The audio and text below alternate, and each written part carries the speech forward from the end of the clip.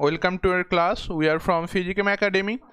Do like and subscribe our channel for support our community, and please share your comments in the comment box. So this is your educator Tanmoy Das, All India rank 336 in GEST and cracked JAM and GATE exam also. तो basically हमारा electronics के class में हमने बहुत हद तक आगे बढ़ चुके हैं। हमारा जो बेसिक पोर्शन था वो भी हमने कंप्लीट कर चुके हैं और धीरे धीरे हमने एडवांस तक भी बढ़ गए हैं। तो अभी हमारा डायोड का पोर्शन चल रहा है और आज हम डायोड में और कुछ जान लेंगे। ठीक है, तो अगर आप इलेक्ट्रॉनिक्स में स्ट्रांग होना चाहते हैं तो ये क्लास आपके लिए बहुत ही इंपॉर्टेंट रहेगा। तो ये रहा कुछ इंपॉर्टेंट एग्जाम की लिस्ट। आप सभी को पता है इन एग्जामों के बारे में। तो अगर आप इनमें किसी भी एंट्रेंस एग्जाम की तैयारी कर रहे हैं तो आपके लिए इलेक्ट्रॉनिक्स का पोर्शन बहुत ही इंपॉर्टेंट रहेगा, क्योंकि हर साल अगर आप एनालाइज करें तो हर साल इन हर एग्जाम में 15 to 20 मार्क्स आता है इलेक्ट्रॉनिक्स से। ठीक है, तो एग्जाम में अच्छा स्कोर पाने के लिए आपके लिए तो ये 15 to 20 मार्क्स बहुत ही इंपॉर्टेंट रहेगा। तो आपको तो ये इलेक्ट्रॉनिक्स का पोर्शन जरूरी करना होगा। ठीक है, तो ये रहा हमारा फिजिकम एकेडमी की तरफ से हमारा जो शेड्यूल, जहाँ पर आपको जुलाई, अगस्त एंड सितंबर 3 महीनों के अंदर अंदर पूरा आईआईटी जैम एंड बाकी सारे एमएससी एंट्रेंस एग्जामों की सिलेबस कंप्लीट करवाने वाले हैं, और वो भी बिल्कुल फ्री में। जैसे जुलाई महीना हमारा कंप्लीट हो चुका है और आप देख सकते हैं हमारे चैनल पर अभी mechanics, modern physics and mathematical physics का क्लास बेसिक से एडवांस तक एंड प्रीवियस ईयर क्वेश्चन के सोल्यूशन के साथ साथ कंप्लीट हो चुका है। एंड अगस्त महीना अभी चल रहा है और electronics and kinetic theory of gas का क्लास अभी कंटिन्यू हो रहा है। ठीक है, तो ऐसे भी आगे भी सितंबर महीने पर भी हमारा क्लास कंटिन्यू रहेगा। एंड ऐसे ही 3 महीने के बाद आपका पूरा आईआईटी जैम एंड बाकी सारे एमएससी एंट्रेंस एग्जामों की सिलेबस कंप्लीट हो जाएगा। ठीक है, तो ये था हमारा इलेक्ट्रॉनिक्स का सिलेबस, जिसमें हमें ये 5 पोर्शन कंप्लीट करने वाले थे। तो ये जो हमारा पहला 3 बेसिक पोर्शन था, इसमें सबसे ज़्यादा बेसिक था हमारा voltage, current and resistor, and उसके बाद कार सब लॉ। ठीक है, तो इसमें कार सब केसीएल केवीएल तक हमारा बेसिक था एंड उसके बाद हम धीरे धीरे एडवांस पर आगे बढ़ते रहे। तो हमने सर्किट भी कंप्लीट कर लिए और पिछले क्लास में हमने डायोड भी कुछ हद तक स्टार्ट कर दिए थे। ठीक है, तो आज हम डायोड में और कुछ जान लेंगे, फॉरवर्ड बैकवर्ड बायस के बारे में जान लेंगे एंड आज जेना डायोड भी हम स्टार्ट कर देंगे। ठीक है, और बहुत सारे क्वेश्चन भी हम सॉल्व कर लेंगे, क्योंकि पिछले क्लास में हम सिर्फ थ्योरी कर रहे थे, क्योंकि वो हमारा बेसिक था और बेसिक बिल्ड करने के लिए हमें थोड़ा सा थ्योरी जानना ही होता। ठीक है, तो आज हम डायोड और कुछ जान लेंगे। So now we quickly start our class. But one thing, जो बच्चे हमारे साथ जुड़ना चाहते हैं वो डिस्क्रिप्शन बॉक्स पे दिया गया हुआ लिंक पर क्लिक करके हमारे WhatsApp and Telegram group join कर सकते हैं। अब हम टेलीग्राम के साथ साथ व्हाट्सएप पर भी एक्टिव है, तो असाइनमेंट्स एंड PYQ की सोल्यूशन के लिए हमारा टेलीग्राम ग्रुप ज्वाइन कर लीजिए। एंड डेली बेसिस में अपना कोई भी पोर्शन एग्जाम के रिगार्डिंग या फिर कुछ क्वेश्चन के रिगार्डिंग अपना डाउट क्लियर करने के लिए हमारा व्हाट्सएप ग्रुप ज्वाइन कर लीजिए। ठीक है, तो आपको हमारे WhatsApp group and Telegram group पर असाइनमेंट्स, PYQ की सॉल्यूशंस एंड हमारा डेली बेसिस में गाइड आपको मिलता जाएगा। तो इसीलिए ज्वाइन कर लीजिए हमारा group and also subscribe our channel for support our work. तो स्टार्ट करते हैं हम आज का जो पोर्शन, जिसमें हम करने वाले हैं diode and zener diode. So start our class. तो पिछले क्लास में हमने डायोड के बारे में बहुत कुछ जान लिए थे, जो हमारा बेसिक था, और इसका मैथमेटिकल रिप्रेजेंटेशन भी हमने पिछले क्लास में कर लिए थे। तो हमारा डायोड का मैथमेटिकल रिप्रेजेंटेशन कैसे हो सकता है, तो क्या था हमने मैथमेटिकल रिप्रेजेंटेशन। ठीक है, रिप्रेजेंटेशन। तो एक डायोड का मैथमेटिकल रिप्रेजेंटेशन कैसा होता है? पहले तो जो है रिप्रेजेंटेशन एक डायोड का वो कुछ ऐसा होता है। ठीक है, इसमें ये ट्रायंगुलर जो शेप होता है इसको हम कहते हैं पॉजिटिव साइड, एंड ये जो लाइन शेप है होता है इसको हम कहते हैं नेगेटिव साइड। ठीक है, और ये होता है हमारा starting point A and ending point B। ठीक है, ये तो है हमारा बेसिक जो डायोड का रिप्रेजेंटेशन। अब हमें अगर एक KVL या फिर KCL यूज करना हो तो तब हम क्या करते हैं, इसका एक इक्विवेलेंट सर्किट ले लेते हैं। तो इसका एक इक्विवेलेंट सर्किट हम कैसे रिप्रेजेंट करेंगे? इसको हम एक बैटरी से रिप्रेजेंट करते हैं और एक रेजिस्टर से रिप्रेजेंट करते हैं। तो ये जो डायोड है हमारा B पॉइंट पर, इसको हम एक बैटरी एंड एक रेजिस्टर से रिप्रेजेंट कर सकते हैं।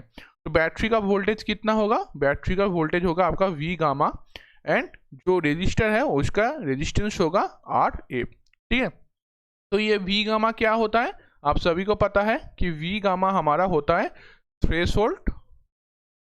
Threshold voltage. ठीक है, ये थ्रेशोल्ड वोल्टेज का वैल्यू होता है सिलिकॉन के लिए कितना होता है 0.7 वोल्ट, एंड आपका जर्मेनियम के लिए कितना होता है 0.3 वोल्ट। ठीक है, और ये जो रेजिस्टेंस है ये आपको दिया जाता है क्वेश्चन में। अगर आपका रेजिस्टेंस नहीं दिया गया है तो आप इस रेजिस्टेंस को 0 मान लेंगे, सिर्फ एक डायोड को एक बैटरी से रिप्रेजेंट कर देंगे। ठीक है, तो ऐसा कुछ होगा। और बैटरी कैसे आप ड्रॉ करेंगे कि आपका डायोड का पॉजिटिव साइड जिस साइड है उसमें बैटरी का पॉजिटिव साइड होगा। मान लीजिए यहाँ पर देखिए ये पॉजिटिव था, तो पहले आपका पॉजिटिव आएगा एंड उसके बाद बैटरी का नेगेटिव साइड। ठीक है, तो ये एक ही डायरेक्शन पे होगा। तो ये जो बेसिक चीज़ें था ये हमने कर लिए थे हमारा पिछले क्लास में। तो आज क्या करने वाले हैं, तो आज हम डायोड के बारे में और कुछ फंक्शन कर लेंगे, फिर उसके बाद हमारा और कुछ थ्योरी बिल्ड कर लेंगे। ठीक है, तो चलिए स्टार्ट करते हैं। तो पहला जो पोर्शन होगा इसमें हम डायोड के बारे में कुछ जानेंगे। ठीक है, इसके लिए हम पहले एक सर्किट ड्रॉ कर लेते हैं। सर्किट कैसा सर्किट, जिसमें एक आपको डायोड दिया गया है। ठीक है, एक डायोड एंड एक बैटरी का आपका सर्किट। ठीक है, तो ये रहा आपका सर्किट जिसमें आपको एक V वोल्टेज का बैटरी दिया गया है एंड एक डायोड D दिया गया है। ठीक है, अब आपको बताया गया है कि अप्लाई KVL, तो इसके ऊपर आपको KVL अप्लाई करने को कहा गया है। तो आप क्या करेंगे, ये डायोड है तो इसको आपको किस में चेंज करना होगा, एक इक्विवेलेंट सर्किट में चेंज करना होगा। तो चलिए चेंज कर लेते हैं। तो इक्विवेलेंट सर्किट में चेंज करने से क्या होगा, ये एक बैटरी हो जाएगा जिसका पॉजिटिव साइड पहले आएगा, फिर एक नेगेटिव साइड, और उसके बाद एक रेजिस्टेंस, और नीचे जो हमारा बैटरी था V वोल्ट का वो रह जाएगा, एंड ये रहा हमारा सर्किट। तो ये जो डायोड हमने बैटरी में चेंज किया है इसको हम क्या करेंगे, V गामा जो हमारा थ्रेशोल्ड वोल्टेज है, रेजिस्टेंस आपका हो जाएगा RF, एंड वोल्टेज है आपका V। ठीक है, अब इसमें आप KVL यूज करेंगे तो आपको एक पहले डायरेक्शन लेना होगा। तो चलिए हम इसको क्लॉकवाइज ले लेते हैं, एंड इसका बीच में जो करंट फ्लो कर रहा है उसको हम I ले लेते हैं। ठीक है, तो फ्रॉम KVL वी गेट, तो KVL करने से हमें क्या मिलेगा, पहले तो -V वोल्ट का बैटरी, क्योंकि आपको पहले -V बैटरी का माइनस साइड मिल रहा है तो -V, फिर प्लस V गामा, ठीक है, प्लस I करंट एंड आपका रेजिस्टेंस RF, तो ये इक्वल हो जाएगा 0 का। तो इस सर्किट में आपका कितना करंट फ्लो हो रहा है, I equal to V minus V gamma divided by RF। तो ये जो सर्किट है इसमें आपका करंट जो है वो ये वाला पोर्शन है। ठीक है, तो अगर आप इसको थोड़ा सा एक्सपेंड करके लिखे तो आपको क्या मिल रहा है, V by RF and minus V gamma by RF। ठीक है, ये फॉर्म मिल रहा है आपको करंट का। तो ये फॉर्म आपको कुछ जाना पहचाना फॉर्मूला से मैच हो रहा है क्या, देखिए ये कुछ इक्वल है y equal to mx plus c. ये किसका इक्वेशन होता था, आपका स्ट्रेट लाइन का इक्वेशन होता था। तो देखिए ये जो इक्वेशन है आपका करंट का, जो आप एक डायोड एंड एक बैटरी का सर्किट से आप जो इक्वेशन निकाले वो कुछ स्ट्रेट लाइन का इक्वेशन जैसा हो रहा है। तो सर इसका मतलब क्या है, तो इसका मतलब है अगर हम इस सर्किट का KVL को प्लॉट करें तो हमें कुछ ऐसा फॉर्म मिलेगा। वेट अ सेकेंड, एक ग्राफ ड्रॉ कर लेते हैं। तो वेट ऐसे, इसको ऐसे नहीं, इसको चारों एक्सिस से आपको ड्रॉ करना होगा, तो इसको लाइन से ड्रॉ कर लेते हैं। तो क्या आएगा, क्या होगी, सॉरी हमने फिर से एक गलत line choose, wait a second, ये वाला ठीक है। तो ये आ गया आपका y एक्सिस, ये हो गया आपका x एक्सिस। ठीक है, अब ये y एंड x क्या क्या है, अगर हम प्लॉट करें तो y एक्सिस बराबर हम इसको प्लॉट कर रहे हैं करंट को, एंड x एक्सिस बराबर हम इसको प्लॉट कर रहे हैं हम V गामा को। ठीक है, तो ये आपका प्लॉटिंग हो गया। अगर आप ये जो इक्वेशन आपका निकला है करंट का, तो इसको अगर आप प्लॉट करना चाहें तो आपको कैसा प्लॉट मिलेगा, वेट अ सेकेंड। तो इसको अगर आप प्लॉट करेंगे तो आपको कुछ इस तरह का प्लॉटिंग मिलेगा, ठीक है। तो इसमें क्या क्या है तो चलिए देख लेते हैं। तो इसमें क्या क्या मिल रहा है, ये तो आपका आई हो गया, मतलब करंट हो गया, ये आपका प्लॉटिंग हो गया। अब ये जो पॉइंट है जो हमारा एक्सिस आपका वी गामा एक्सिस को क्रॉस कर रहा है, ये जो पॉइंट है ये है आपका वी गामा, ठीक है। ये आपका वी एफ पॉइंट होगा, ठीक है, ये वी एफ पॉइंट होगा। और आपके डायोड के लिए जो वी गामा होगा वो इस पॉइंट से आप डिनोट करेंगे, ठीक है। ये हो गया आपका वी गामा पॉइंट। और ये जो आपका एक्सिस है इसका स्लोप कितना होगा, स्लोप आपका हो जाएगा 1 डिवाइडेड बाई आर एफ, ठीक है। ये तो आपका माइनस आई करंट है। और ये अगर वी गामा पॉइंट हो जाए तो ये पॉइंट क्या देगा आपको, ये पॉइंट आपको देगा V gamma divided by R F minus, ठीक है। तो ये पॉइंट आपको देगा minus V gamma divided by R F, ये पॉइंट आपको देगा वी गामा, एंड ये जो एक्सिस है आपका ये इसका स्लोप आपको देगा 1 बाई आर एफ। ये जो आपको ग्राफ ड्रॉ कर रहे हैं हम, ये आपका प्रैक्टिकल डायोड के लिए है, ठीक है। ये आइडियल डायोड नहीं, ये प्रैक्टिकल डायोड का ग्राफ है, ठीक है। तो इसका कुछ प्लॉटिंग इस तरीके का आएगा और यहाँ से हमें इक्वेशन कुछ इस तरीके का मिल गया है, ठीक है। तो अब यहाँ से हम क्या कंक्लूजन निकाल सकते हैं, यहाँ से हम दो कंक्लूजन निकाल सकते हैं कि व्हेन आई ग्रेटर देन 0, ठीक है, आई ग्रेटर देन 0 मतलब आपका V greater than threshold voltage, तो तब हमारा क्या कंडीशन होगा, तब हमारा कंडीशन ऑफ फॉरवर्ड बायस, ठीक है। मतलब क्या हुआ, अगर हमारा वोल्टेज थ्रेशोल्ड वोल्टेज से ज़्यादा हो गया तो तब हमारा डायोड जो है वो फॉरवर्ड बायस में आ जाएगा, ठीक है। तो ये हो गया हमारा पहला कंडीशन। अब नेक्स्ट जो कंडीशन है वो लिख लेते हैं कि when V gamma not equal to 0 and diode का रेजिस्टेंस जो आर एफ है वो अगर 0 हो जाए, देन आपका स्लोप क्या होगा, स्लोप हमारा क्या था 1 बाई आर एफ, तो वो क्या देगा आपको 1 बाई 0 देगा, वो इक्वल हो जाएगा इन्फानाइट। तो ये आपका स्लोप है, तो स्लोप आपका इन्फानाइट हो जाएगा। इसका मतलब it's act as a switch, ठीक है, ये स्विच की तरह रिएक्ट करेगा, ठीक है। और तीसरा जो पॉइंट है, ये तो प्रैक्टिकल डायोड के लिए बात हो गया। फॉर आइडियल डायोड के लिए क्या होगा, आइडियल डायोड के लिए आपका थ्रेशोल्ड वोल्टेज हो जाएगा 0 एंड जो रेजिस्टेंस है डायोड का आर एफ वो भी आपका हो जाएगा 0, ठीक है। तो यहाँ से आपको एक बैटरी एंड डायोड का करंट का इक्वेशन मिल गया जो यहाँ पर है, उसका आपका प्लॉटिंग भी मिल गया, स्लोप क्या होता है 1 बाई आर एफ वो भी आपको देखने को मिल गया, एंड ये जो 3 कंडीशन है ये आपको डायोड के बारे में पता चल गया। तो चलिए अब हम नेक्स्ट टॉपिक पे बढ़ते हैं। तो नेक्स्ट टॉपिक जो है वो हम नेक्स्ट पेज पे ही स्टार्ट करते हैं। तो चलिए नेक्स्ट पेज पे। तो नेक्स्ट पेज पे हमारा जो नया टॉपिक है वो है टेम्परेचर डिपेंडेंस ऑफ डायोड। मतलब कि हमारा जो डायोड है जिसके बारे में हमने अभी तक पढ़ रहे थे वो टेम्परेचर के ऊपर कितना डिपेंड करता है वो अब हम जानने वाले हैं। तो चलिए इसमें हम 2-3 कंडीशन जानेंगे। तो पहला हमारा जो है हम जानेंगे करंट के बारे में, जो है हमारा RSC, ठीक। तो ये RSC मतलब क्या है, RSC का मतलब है रिवर्स सैचुरेशन करंट, ठीक है।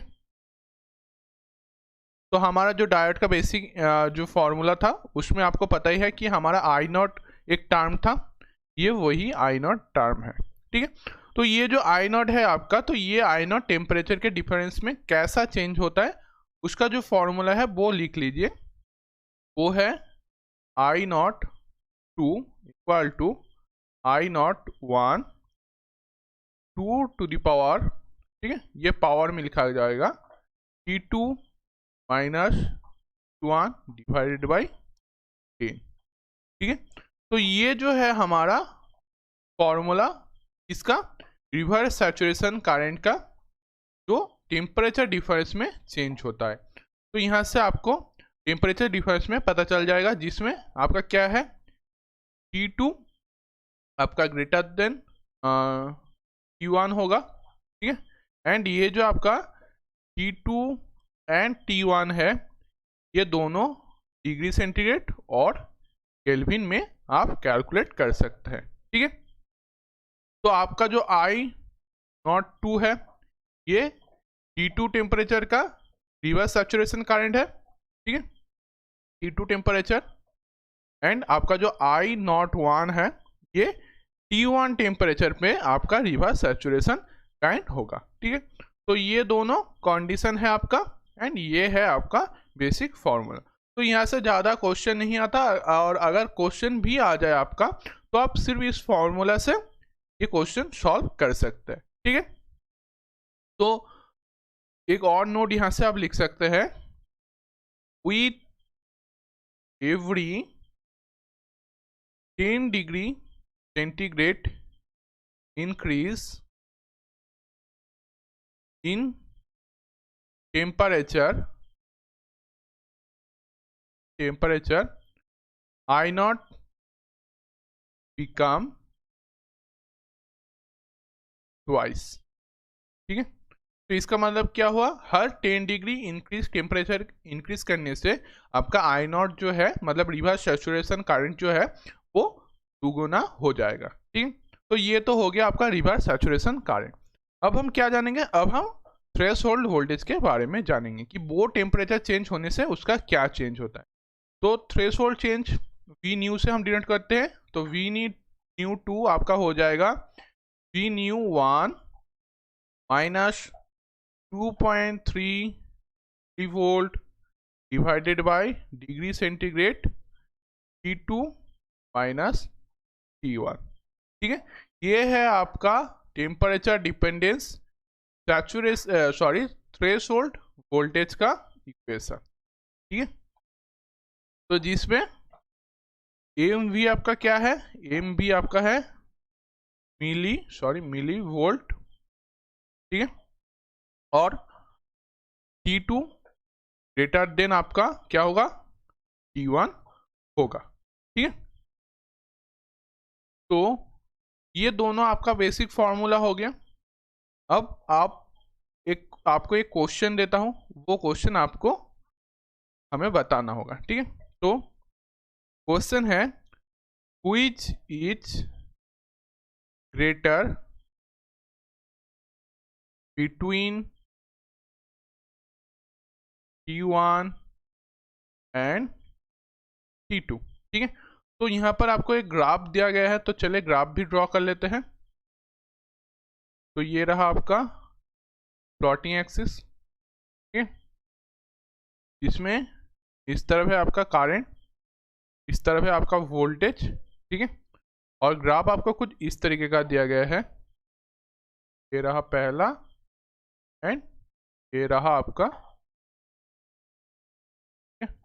ये है आपका T1 के लिए, T1 टेम्परेचर के लिए, ये है आपका T2 टेम्परेचर के लिए, और ये आपको दिया गया है V न्यू 1 एंड ये आपको दिया गया है V न्यू 2, ठीक है। अब आपको दिया गया है कि T1 greater than T2 is given, ठीक है। ये आपको दिया गया है, आपको फाइंड करना होगा न्यू 1 एंड न्यू 2 के अंदर, सॉरी मैंने आपको उल्टा बता दिया, ठीक है। वेट अ सेकेंड,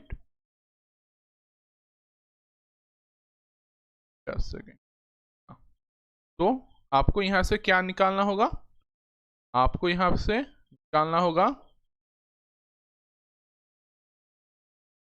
बिटवीन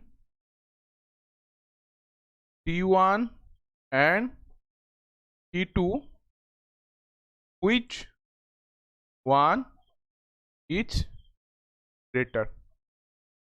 ठीक है, ये है आपका होमवर्क, ये आप जरूर करके ग्रुप में डाल देना। ठीक है, तो बहुत सारा क्वेश्चन आपका टेलीग्राम ग्रुप पर भी दिया गया था एंड व्हाट्सएप ग्रुप पर भी दिया गया था, लेकिन मुझे अभी तक कोई आंसर नहीं मिला। ठीक है, एक आंसर मिला था लेकिन उसमें ग्राफ जो था इनकम्प्लीट था और बाकी बच्चों का क्वेश्चन मुझे अभी तक नहीं मिला। तो क्वेश्चन जो होमवर्क में दिया जाता है उसको जरूर प्रैक्टिस करें, क्योंकि इससे आपका नॉलेज बढ़ेगा और एग्जाम में आपका ही इसका इस्तेमाल हो जाएगा। ठीक है, तो चलिए अब हम आगे बढ़ते हैं, इस क्वेश्चन का होमवर्क करके आप ग्रुप में दे देंगे। तो नेक्स्ट पेज पे चले जाते हैं। तो एक क्वेश्चन कर लेते हैं। क्वेश्चन में आपको दिया गया है if threshold voltage equal to 0.65 volt for silicon at 30 degree centigrade, then find V gamma at 45 degree centigrade. तो आपको 30 डिग्री सेंटीग्रेड में थ्रेशोल्ड वोल्टेज दिया गया है सिलिकॉन के लिए। अब आपको निकालना होगा वही थ्रेशोल्ड वोल्टेज सिलिकॉन के लिए एट 45 डिग्री। तो इसको आप कैसे करेंगे, तो हमें तो बेसिक फॉर्मूला पता है, क्या है वो, V gamma 2 equal to V gamma 1 minus 2.3 milli volt divided by degree centigrade into T2 minus T1। तो चलिए वैल्यू बैठा देते हैं। तो वैल्यू पुट करने से हमें क्या मिल रहा है, आपका V न्यू 1 क्या दिया गया है आपको 0.65 minus 2.3 milli volt divided by degree centigrade. अब T2 आपका क्या है 45 डिग्री 45 और माइनस पहला था 30, ये क्या आएगा डिग्री सेंटीग्रेड में, तो डिग्री सेंटीग्रेड आपस में कट जाएगा। तो आपको क्या मिलेगा 0.65 वोल्ट और ये आपका क्या देगा 2.3 मिली वोल्ट है, मतलब 10 टू द पावर माइनस 3 होगा। और 45 माइनस 30 करने से आपको क्या मिलेगा इंटू 15। तो अगर आप इसका कैलकुलेशन करें तो आपको क्या मिलेगा 0.65 माइनस 0.0345 वोल्ट। ठीक है, तो आपको एक्चुअल आंसर क्या मिल रहा है, एक्चुअल आंसर आपको मिल रहा है 0.6155। ठीक है, तो आप देख सकते हैं कि अगर 30 डिग्री सेंटीग्रेड में हमारा सिलिकॉन का थ्रेशोल्ड वोल्ट कितना था 0.65 वोल्ट, 45 डिग्री सेंटीग्रेड में क्या हो रहा है 0.6155 वोल्ट। ठीक है, मतलब ये क्या कर रहा है, ये डिक्रीज कर रहा है। ठीक है, तो कई बार क्वेश्चन में ऐसा इस टाइप का क्वेश्चन आ जाता है कि अलग टेम्परेचर में आपका डायोड का थ्रेशोल्ड वोल्टेज कितना होगा वो आपको करना होगा। ठीक है, तो ये क्वेश्चन आपका हो गया। अब हम कुछ क्वेश्चन को कर लेंगे डायोड से जुड़ा हुआ, क्योंकि डायोड में हमने बहुत कुछ थ्योरी हमने कंप्लीट कर चुके हैं। बेसिकली डायोड में जो थ्योरी होता है वो हमने अभी तक कंप्लीट कर चुके हैं। अब हम डायोड के बारे में और दो एक चीज़ें जान लेंगे, फिर हम आपको क्वेश्चन ही क्वेश्चन कराएंगे। तो चलिए करते हैं। तो डायोड का आपको फर्स्ट क्वेश्चन जो दिया गया है वो है क्वेश्चन मार्क, आपको एक सर्किट दिया गया है जिसमें पहले एक 2 किलो ओम का आपका रेजिस्टेंस है, फिर एक डायोड दिया गया है, फिर एक वोल्टेज सोर्स है, सॉरी मैं फिर से एक रेजिस्टर ड्रॉ कर दिया, वेट अ सेकेंड। तो फिर एक आपका एक वोल्टेज सोर्स है, फिर नीचे वो एक बैटरी के साथ कनेक्ट है जो है आपका 10 वोल्ट का। तो यहाँ पर आपका क्या है 8 वोल्ट का बैटरी, यहाँ पर आपका 10 वोल्ट का बैटरी। अब आपको क्या कहा गया है, find I when diode is ideal. ठीक है, तो आपको बताया गया है कि आपको करंट फाइंड करना होगा कब, जब हमारा डायोड एक आइडियल रिएक्ट करेगा। ठीक है। अब आइडियल रिएक्ट करने का मतलब आपको क्या पता है कि हमारा अगर डायोड आइडियल कहा जाए तो उसको हम क्या लेंगे, एक सर्किट जैसा ही ले लेंगे। ठीक है, तो हमारा जो सर्किट था वो क्या हो जाएगा, 2 किलो ओम का आपका रजिस्टर, ये डायोड की जगह शॉर्ट सर्किट, फिर एक 8 वोल्ट का बैटरी, फिर उसके साथ एक कनेक्ट हुआ एक 10 वोल्ट का बैटरी। तो ये हो जाएगा हमारा इक्विवेलेंट सर्किट। तो ये हो गया 2 किलो ओम का, ये हो गया आपका 8 वोल्ट का, ये हो गया आपका 10 वोल्ट। तो अब हम इसमें क्या करेंगे, आई निकालने के लिए केवीएल यूज कर देंगे, अप्लाइंग केवीएल। तो केवीएल यूज करने से हमें क्या मिलेगा, पहले ये 10 वोल्ट बैटरी से स्टार्ट करते हैं, तो -10 प्लस 2 इंटू 10 क्यूब आई, ठीक है, और प्लस 8 वोल्ट इक्वल टू 0। तो यहाँ से आपको आई कितना मिल रहा है, आई आपको मिल रहा है -10 और आई मतलब 2 divided by 2 into 10 to the power -3। तो आपको यहाँ पर कितना मिल रहा है, 1 मिली एम्पियर। ठीक है, तो आपका करंट का वैल्यू जो फाइंड करना था वो उसका आंसर आपका आ गया। तो देखिए आपको इस क्वेश्चन से क्या पता चल रहा है कि अगर आपका डायोड बताया जाए कि आइडियल है तो आप क्या लेंगे, उसको शॉर्ट सर्किट ही ले लेंगे। ठीक है, तो ये तो रहा एक बच्चों जैसा क्वेश्चन। तो और एक बाकी क्वेश्चन करने से पहले आपको एक चीज बता दूं कि practical if don't say silicon or germanium then consider silicon।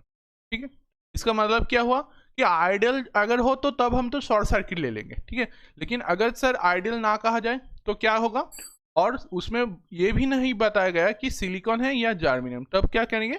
तो बेसिकली अगर आपको सिलिकॉन एंड जर्मेनियम कुछ भी नहीं कहा गया हो तो तब आप सिलिकॉन ही लेंगे, और सिलिकॉन लेने का मतलब क्या होगा, आपका थ्रेशोल्ड वोल्टेज हो जाएगा 0.7 वोल्ट। ठीक है, तो ये चीज़ थोड़ा सा ध्यान रखना कि अगर सिलिकॉन एंड जर्मेनियम ना कहा जाए तो आप उसको सिलिकॉन ही ले लेंगे। तो चलिए अब आगे बढ़ते हैं नेक्स्ट क्वेश्चन की तरफ, नेक्स्ट पेज पे चले जाते हैं। ठीक है, तो अब एक क्वेश्चन दिया गया है तो सर्किट ड्रॉ कर लेते हैं पहले, वेट अ सेकेंड। तो ये रहा आपका स्क्वायर बॉक्स और ये 2 लूप का है, तो बीच में एक लाइन भी ड्रॉ कर लेते हैं। तो 2 लूप हमारा हो गया, अब हम इसमें एलिमेंट ड्रॉ कर लेंगे। तो वेट अ सेकेंड, यहाँ पर आपका एक बैटरी हो जाएगा, यहाँ पर आपका एक रेजिस्टेंस, पर एक रेजिस्टेंस, पर एक डायोड, यहाँ पर एक रेजिस्टेंस। ठीक है, तो यही एलिमेंट है। तो ड्रॉ कर लेते हैं क्या क्या दिया गया है। तो यहाँ पर आपको एक 5 वोल्ट का बैटरी दिया गया है, यहाँ पर 500 ओम का आपको एक रेजिस्टेंस दिया गया है, यहाँ पर आपका 300 ओम का एक और रेजिस्टेंस, यहाँ पर आपको एक डायोड दिया गया है, यहाँ पर एक 200 ओम का आपका रेजिस्टेंस। ठीक है, तो अब कहा क्या गया है कि डायोड नॉन आइडियल, मतलब ये आइडियल नहीं है। ठीक है, और आपको क्या फाइंड करना होगा, फाइंड आई, मतलब डायोड का करंट आपको फाइंड करना होगा। ठीक है, तो अब चलिए इसका सॉल्यूशन कर लेते हैं। अब देखिए ये जो क्वेश्चन है इसमें आपको क्या दिया गया है, नॉन आइडियल दिया गया है, मतलब आप इसको शॉर्ट सर्किट करके नहीं कर सकते। अब आईडी का मतलब हुआ ये जो डायोड है इसमें कितना करंट फ्लो कर रहा है, यही हमें फाइंड करना होगा। तो चलिए फाइंड कर लेते हैं। तो ये जो क्वेश्चन है ये हम दोनों तरीकों से कर सकते हैं। पहले हम इक्विवेलेंट सर्किट ड्रॉ कर लेते हैं। तो देखिए ये जो आपको डायोड दिया गया ये आपको नहीं बताया गया कि ये क्या है, एक सिलिकॉन डायोड है या फिर जर्मेनियम डायोड। तो हम क्या करेंगे, इसको सिलिकॉन ही ले लेंगे। और सिलिकॉन डायोड को हम कैसे रिप्रेजेंट करेंगे, एक 0.7 वोल्ट का बैटरी। तो ड्रॉ कर लेते हैं, आपका 500 ओम का रेजिस्टेंस हो गया। फिर यहाँ पर आप एक बैटरी लेंगे जिसका पॉजिटिव साइड फिर नेगेटिव साइड, फिर यहाँ पर एक और बैटरी, फिर ये कनेक्ट होगा किससे, एक 200 ओहम का 300 ओहम का रेजिस्टेंस, और यहाँ पर एक 200 ओहम का रेजिस्टेंस। तो 200, 300 और फिर 500। ये कितना वोल्ट का, 0.7 वोल्ट का, ये 5 वोल्ट का। अब देखिए हमारा जो डायोड होता है वो किसमें इक्विवेलेंट होता है, एक बैटरी और एक रेजिस्टेंस। लेकिन क्वेश्चन में हमें कुछ डायोड का रेजिस्टेंस कहाँ नहीं गया है, तो इसीलिए हम क्या करेंगे, इसीलिए हम उसको 0 मान लेंगे। ठीक है, तो चलिए अब हम इसको सॉल्यूशन कर लेते हैं। तो ये जो क्वेश्चन है ये हम दोनों तरीकों से सॉल्व कर सकते हैं। एक तो हो गया आपका मेश एनालिसिस एंड दूसरा हो गया नोडल एनालिसिस। तो चलिए दोनों तरीकों से कर लेते हैं, तो इससे आपका एनालिसिस भी आपको रिवीजन हो जाएगा। तो पहले मेश एनालिसिस कर लेते हैं। तो उसमें हम क्या करेंगे, उसमें हम ये ले लेंगे I1 एंड ये ले लेंगे I2। तो फॉर लूप वन के लिए आपको क्या मिलेगा, पहले तो -5 वोल्ट का बैटरी, फिर 500 I1, फिर ये क्या होगा 300 I1 minus I2 equal to 0। तो कैलकुलेशन से हमें क्या मिलेगा, 800 I1 minus 300 I2 and -5 equal to 0। For loop 2 के लिए आपको क्या मिलेगा, तो वो भी कर लेते हैं। तो यहाँ पर क्या मिलेगा आपको, -300 I2 माइनस I1 प्लस 0.7 की डायोड का वोल्टेज 0.7 वोल्टेज था, फिर प्लस 200 I2 इक्वल टू 0। तो यहाँ से आपको क्या मिलेगा, यहाँ से आपको मिल जाएगा वेट अ सेकेंड, ये प्लस माइनस सॉरी ये प्लस होगा। तो 300 प्लस 200 मतलब 500 I2 minus 300 I1 plus 0.7 equal to, ठीक है 0.7। तो ये दोनों इक्वेशन आपको मिल गया। अब इन दोनों से हमें क्या करना होगा, हमें I1 एंड I2 का वैल्यू निकालना होगा। तो चलिए निकाल लेते हैं। तो अब क्या करेंगे हम, अब हम कर देंगे 1 माइनस 2। ठीक है, तो यहाँ से आपको क्या मिलेगा, 1 मतलब 800 I1 माइनस 300 I2, ओ सॉरी सो ये 300 I1 I2 था, तो इसीलिए हमें इसको कुछ मल्टीपल करना होगा। ठीक है, तो चलिए ये थोड़ा सा टर्म को हमें चेंज करना होगा। वेट अ सेकेंड, तो क्या करेंगे हम इक्वेशन 1 को मल्टीपल कर देंगे 5 के साथ एंड उसके साथ माइनस कर देंगे, wait a second, minus plus करना होगा। तो 5 इंटू इक्वेशन 2 करना होगा। ठीक है, तो चलिए हम कर लेते हैं। हमें क्या मिलेगा, इक्वेशन 1 से हमें 5 मल्टीपल करना होगा। तो वहाँ से आपको क्या मिलेगा, पहले तो ये 4000 हो जाएगा, 4000 I1, फिर 1500 I2 माइनस 25 इक्वल टू 0।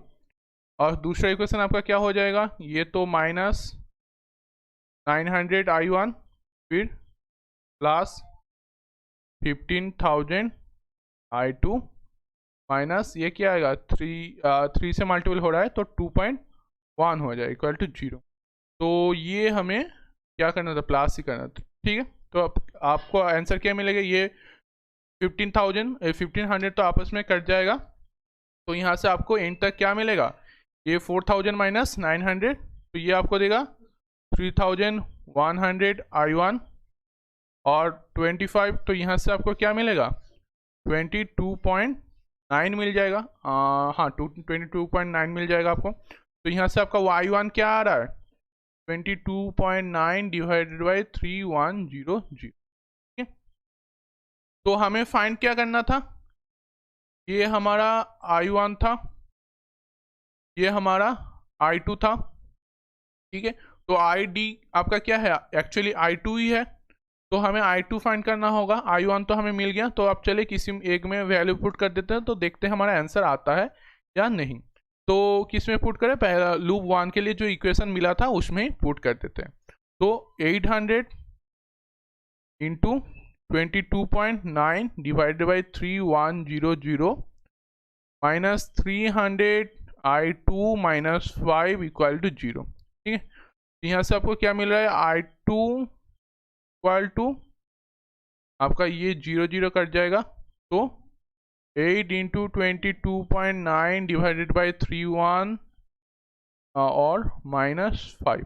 ठीक है, तो अगर आप इसका थोड़ा सा कैलकुलेशन कर ले तो आपको आखिर में कितना वैल्यू मिलेगा, आपको मिल जाएगा 0.0003 एम्पियर।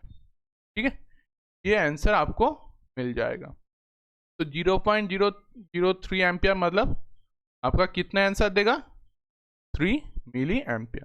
तो यहाँ से आपका क्या आया, ID equal to 3 milli ampere. ठीक है, तो देखिए डायरेक्ट का क्वेश्चन बिल्कुल ही इजी है। आपको mesh analysis and nodal analysis अगर अच्छे से आ जाए तो आपका वही है KVL एंड KCL, इसमें कोई एक को इस्तेमाल करना होगा आपको, एंड उससे ही आपका डायरेक्ट का क्वेश्चन भी हो जाएगा। तो ये तो रहा हमारा मेश एनालिसिस। तो चलिए आप नोडल एनालिसिस भी कर ले। नोडल एनालिसिस, तो इसमें क्या होता है, हमें KCL यूज करना होता है। तो समेशन I आपको क्या मिलेगा, इस पॉइंट को हम प्रिंसिपल नोड मान लेते हैं जो है हमारा VA। तो VA माइनस क्या आएगा, -5 डिवाइडेड बाई, अब 500 है, इसको हम 0.5 कर लेते हैं, किलो ओम में ट्रांसफर कर ले रहे हैं। तो -5 प्लस VA, बीच में कोई आपका वोल्टेज सोर्स नहीं है तो 0 और 0.3, फिर इसमें VA ये प्लस माइनस और माइनस से प्लस की तरफ, तो ये क्या हो जाएगा, -0.7 डिवाइडेड बाई 0.2। ठीक है, ये इक्वल टू होगा 0 का। तो अगर हम इसका कैलकुलेशन कर ले तो हमें क्या मिलेगा, ये इसको अगर हम पॉइंट निकाल दें तो VA -5 divided by 5 plus VA by 3 plus VA -0.7 divided by 2 equal to 0। मतलब हम सबको 10 से मल्टीपल कर रहे हैं, 10 से 10 से डिवाइड कर रहे हैं। तो हमें यहाँ पर क्या मिलेगा, यहाँ पर 6 VA -13 प्लस 10 VA और प्लस ये क्या हो, कितना हो जाएगा 15 VA माइनस 0.7 इंटू 15 करने से आपको कितना मिलेगा, 10.5 इक्वल टू 0। ठीक है, तो ये मिल गया आपको। तो VA का अगर कैलकुलेशन कर ले तो VA कितना हो रहा है, 6 प्लस 10 प्लस 15 मतलब 31। तो 31 VA माइनस ये 30 है एंड 10.5 तो 14.5 इक्वल टू 0। तो आपको VA कितना मिल जा रहा है, 14.5 डिवाइडेड बाई 31 मतलब आपका कितना होगा, इसको यही रखने देते हैं। और हमें निकालना क्या होगा, हमें निकालना तो है ये I3, ये हमारा I3 है। तो I3 निकालने का, I3 किससे डिनोट हो रहा है, इस पार्ट से। तो ये कितना होगा, तो ID या फिर I3 आपका हो जाएगा VA, वो क्या था, VA -0.7 डिवाइडेड बाई 0.2 या 3, 0.2 था तो 0.2। तो ये कितना देगा, 14.5 divided by 31 minus 0.7 divided by 0.2। तो अगर आप इसका कैलकुलेशन करें तो आपको आखिर में मिलेगा 0.6 डिवाइडेड बाई 0.2 जो आपको देगा 3 आंसर, जो हो जाएगा आपका 3 मिली एम्पियर। ठीक है, तो देखिए नोडल एनालिसिस कितना इजी है। सिर्फ आप इस इक्वेशन का सॉल्यूशन कर रहे थे, उससे VA मिल गया एंड VA का वैल्यू पुट करने से आपका आंसर मिल। तो देखिए दोनों ही तरीकों से, मेश एनालिसिस, नोडल एनालिसिस, दोनों तरीकों से आपका आंसर जो है दोनों ही है 3 मिली एम्पियर। एंड ये इसको जो क्वेश्चन है इसका आंसर भी हमारा है 3 मिली एम्पियर। तो ये जो क्वेश्चन है ये आपसे हो गया। ठीक है, तो डायरेक्ट का जो क्वेश्चन है वो बिल्कुल ही बेसिक है। अगर आप mesh analysis and nodal analysis को और थोड़ा सा अच्छे से प्रैक्टिस करेंगे तो डायरेक्ट का क्वेश्चन कुछ टफ नहीं है, बिल्कुल ही इजी है, इससे आपका क्वेश्चन हो जाएगा। तो आपको ये सजेशन रहेगा कि आप डायरेक्ट का question nodal analysis and mesh analysis के प्रैक्टिस से ही आपका उसका प्रैक्टिस हो जाएगा। तो इसलिए आप mesh analysis and nodal analysis को बहुत अच्छे से प्रैक्टिस करें। ठीक है, तो चलिए अब हम नेक्स्ट स्टेप पे चले जाते हैं। तो चलिए नेक्स्ट पेज पे चले जाते हैं हम। तो नेक्स्ट जो हमारा टॉपिक है वो है आपका जेनर डायोड। ठीक है, तो देखिए डायोड में जितना था बेसिक पोर्शन था, आप ये बोल सकते कि हमने क्वेश्चन प्रैक्टिस बहुत ही कम करें। क्वेश्चन प्रैक्टिस हम इसीलिए कम करें क्योंकि हमारा जो डायोड से क्वेश्चन आता है वो बहुत ही कम ही आता है एग्जाम में। बेसिक जो क्वेश्चन आता है एंड सबसे ज़्यादा जो इलेक्ट्रॉनिक्स में डायोड से क्वेश्चन आता है वो जेनर डायोड से आता है। एंड डायोड में जेनर डायोड एक बहुत ही इंपॉर्टेंट पोर्शन है।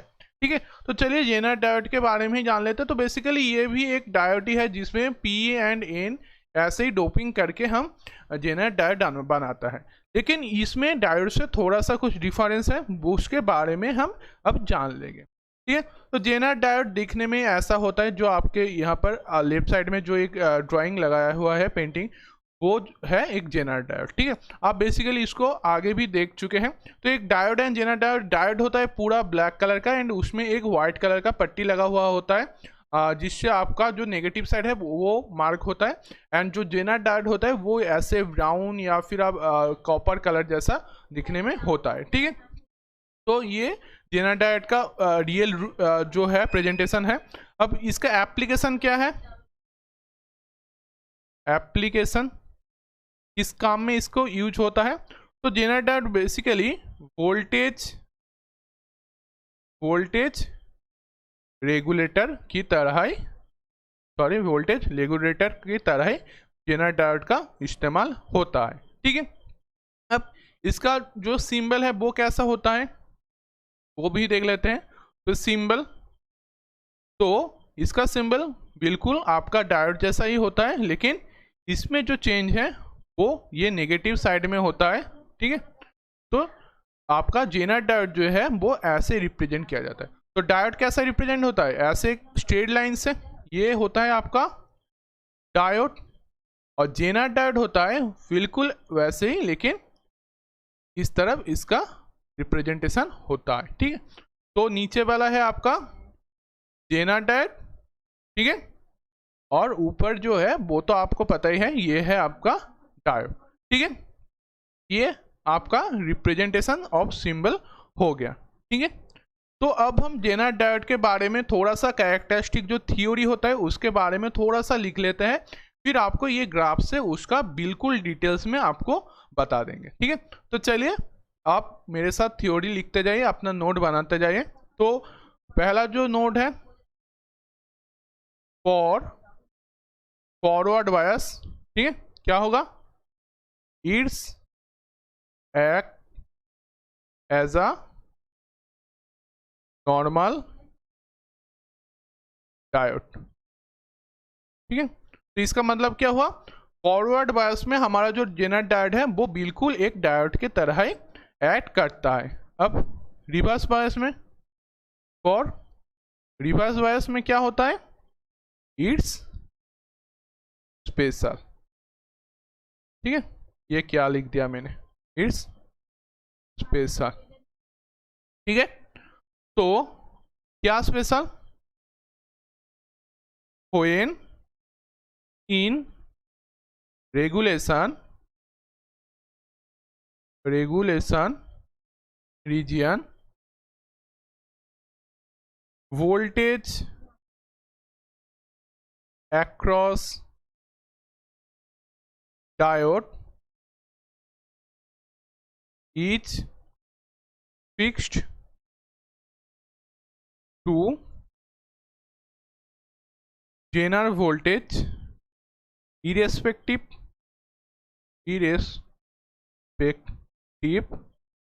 current। ठीक है, और आर जेड है आपका रजिस्टर अक्रॉस जेनर। ठीक है, तो ये तो बात हो गया आपका थ्योरी का।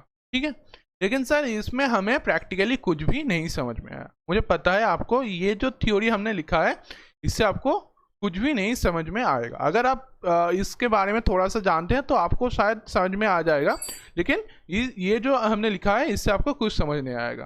तो चलिए हम इसको थोड़ा सा ग्राफिकली समझ लेते हैं जिससे आपको समझने में आसानी होगा। तो देखिए ये जो आपका राइट साइड का ग्राफ है ये क्या है, आपका फॉरवर्ड बायस है, ये तो आपको पता ही है, हमने पिछले डार्ट में भी आपको बताया था।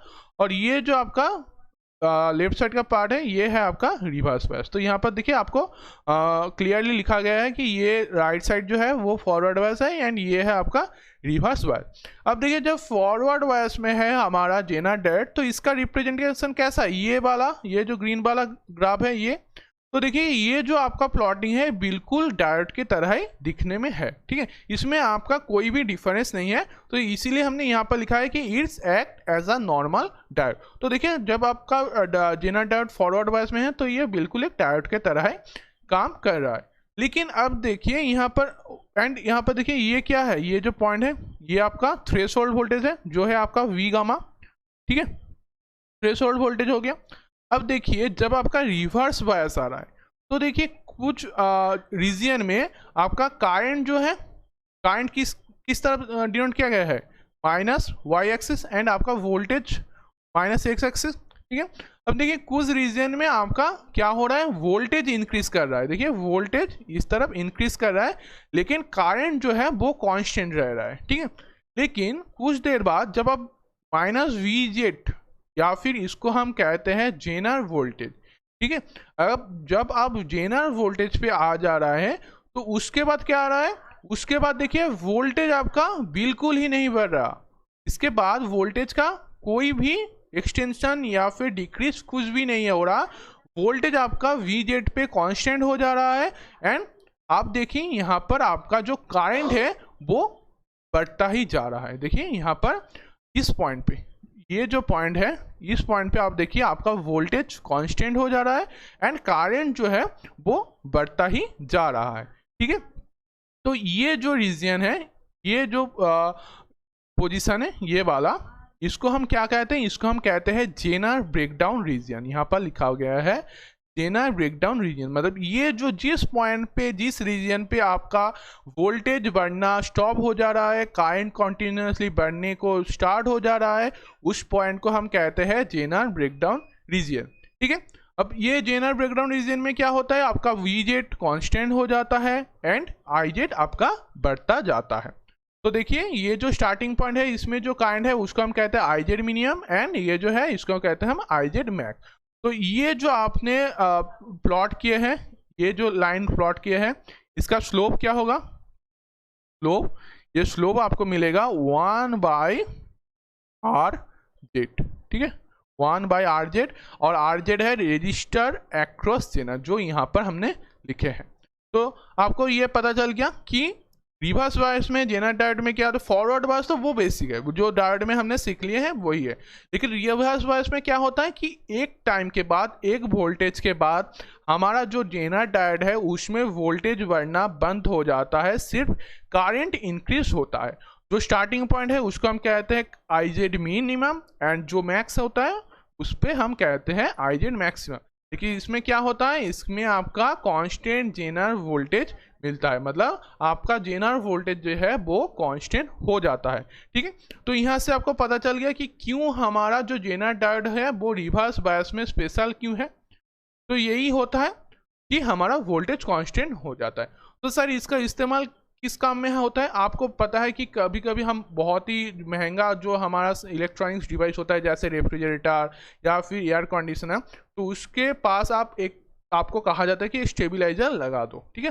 तो स्टेबलाइजर लगाने का काम क्या है, स्टेबलाइजर ही बेसिकली एक जेनर डायोड का एक फुल सेटअप होता है जिसमें हमारा जो एसी करंट होता है कि वो क्या होता है, कभी बढ़ता है कभी डिक्रीज होता है। तो कभी कभी अगर वोल्टेज बहुत ज़्यादा आ जाए या फिर बहुत कम आ जाए तो हमारा जो महंगा सामान है जैसे रेफ्रिजरेटर या फिर एयर कंडीशनर वो ख़राब हो सकता है, ठीक है। तो इसीलिए हम एक स्टेबलाइजर लगा लेते हैं जो इसमें जेनर डायोड लगाया होता है। तो उससे क्या हो जाता है, तो देखिए जेनर डायोड में क्या होता है, हमारा जो वोल्टेज है वो एक पॉइंट के बाद कांस्टेंट हो जाता है। तो इसका मतलब आपका वोल्टेज कितना भी इंक्रीज हो या कितना भी डिक्रीज हो, वोल्टेज हमारा कांस्टेंट रहेगा। वो करंट में इंक्रीज डिक्रीज करेगा लेकिन वोल्टेज हमें कांस्टेंट देगा। तो इसीलिए स्टेबलाइजर में जेनर डायोड यूज किया जाता है जिससे हमारा महंगा सामान खराब ना हो, ठीक है। तो आपको एप्लीकेशन ग्राफ ये सब पता चल गया। तो चलिए अब हम आगे बढ़ते हैं। अब हम जानेंगे डिफरेंस क्या स्पेलिंग लिख दिया मुझे भी पता नहीं। डिफरेंस ठीक है, बिटवीन जेनर एंड डायोड। ठीक है, तो एक जेनर डायोड एंड एक बेसिक डायोड में डिफरेंस क्या क्या है वो अब हम जान लेंगे। तो चलिए, तो पहला जो डिफरेंस है वो है simple diode works in forward bias only, it get destroyed in reverse bias. ठीक है, लेकिन zener is work in both forward bias and reverse bias. ठीक है, तो यहां से आपको क्या पता चल रहा है कि सिंपल जो डायोड है वो सिर्फ फॉरवर्ड बायस में काम करता है। रिवर्स बायस में अगर आ जाए वो, तो ज़्यादा रिवर्स बायस होने से, ज़्यादा वोल्टेज जाने से आपका डायोड खराब भी हो सकता है। लेकिन जेनर में क्या होता है, जेनर डायोड में वो दोनों ही तरफ काम करता है, फॉरवर्ड बायस एंड रिवर्स बायस दोनों में ही काम करता है। दूसरा पॉइंट क्या है, दूसरा पॉइंट भी हम लिख लेते हैं। तो जेनर इज हाईली डॉप्ड, ठीक है, दास with of depletion region is narrower। ठीक है, डिप्लेशन रीजन का मतलब क्या है, हमारा जो बीच का एक क्या था आपका पी एन डायोड था, इस तरफ पी इस तरफ एन, और बीच में एक जो नो चार्ज का रीजन था जिसके लिए हमें एक थ्रेशोल्ड वोल्टेज ज़रूरत था एक साइड से दूसरे तरफ जो हमारा होल या फिर इलेक्ट्रॉन को भेजने के लिए। तो जेनर डायोड में बेसिकली क्या होता है, जेनर डायोड हमारा ज़्यादा डोप्ड होता है एक डायोड के तुलना एक डायोड के मुकाबले। तो इसीलिए जो डिप्लेशन रीजन होता है वो डायोड के मुकाबले बहुत ही नैरो होता है। ठीक है, तो ये दोनों है बेसिकली हमारा जेनर डायोड का डिफरेंस एक डायोड से। ठीक है, तो हमारा जो बेसिक चीज़ें था जेनर डायोड एंड डायोड का वो हमने लिख लिए। तो चलिए हम आगे बढ़ते हैं, नेक्स्ट पेज पे चले जाते हैं।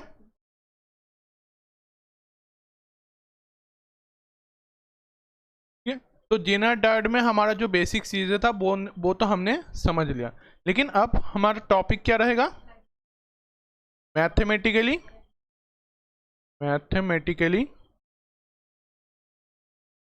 रिप्रेजेंटेशन। ठीक है, रिप्रेजेंटेशन, तो हम एक जेनर डायोड को कैसे मैथमेटिकली रिप्रेजेंट कर सकते हैं वो हम जान लेंगे। ठीक है, तो चलिए, तो फॉरवर्ड बायस में क्या होगा, इन फॉरवर्ड बायस, तो फॉरवर्ड बायस में आपको क्या पता है कि फॉरवर्ड बायस में हमारा जो जेनर डायोड है वो बिल्कुल एक डायोड की तरह ही एक्ट करता है।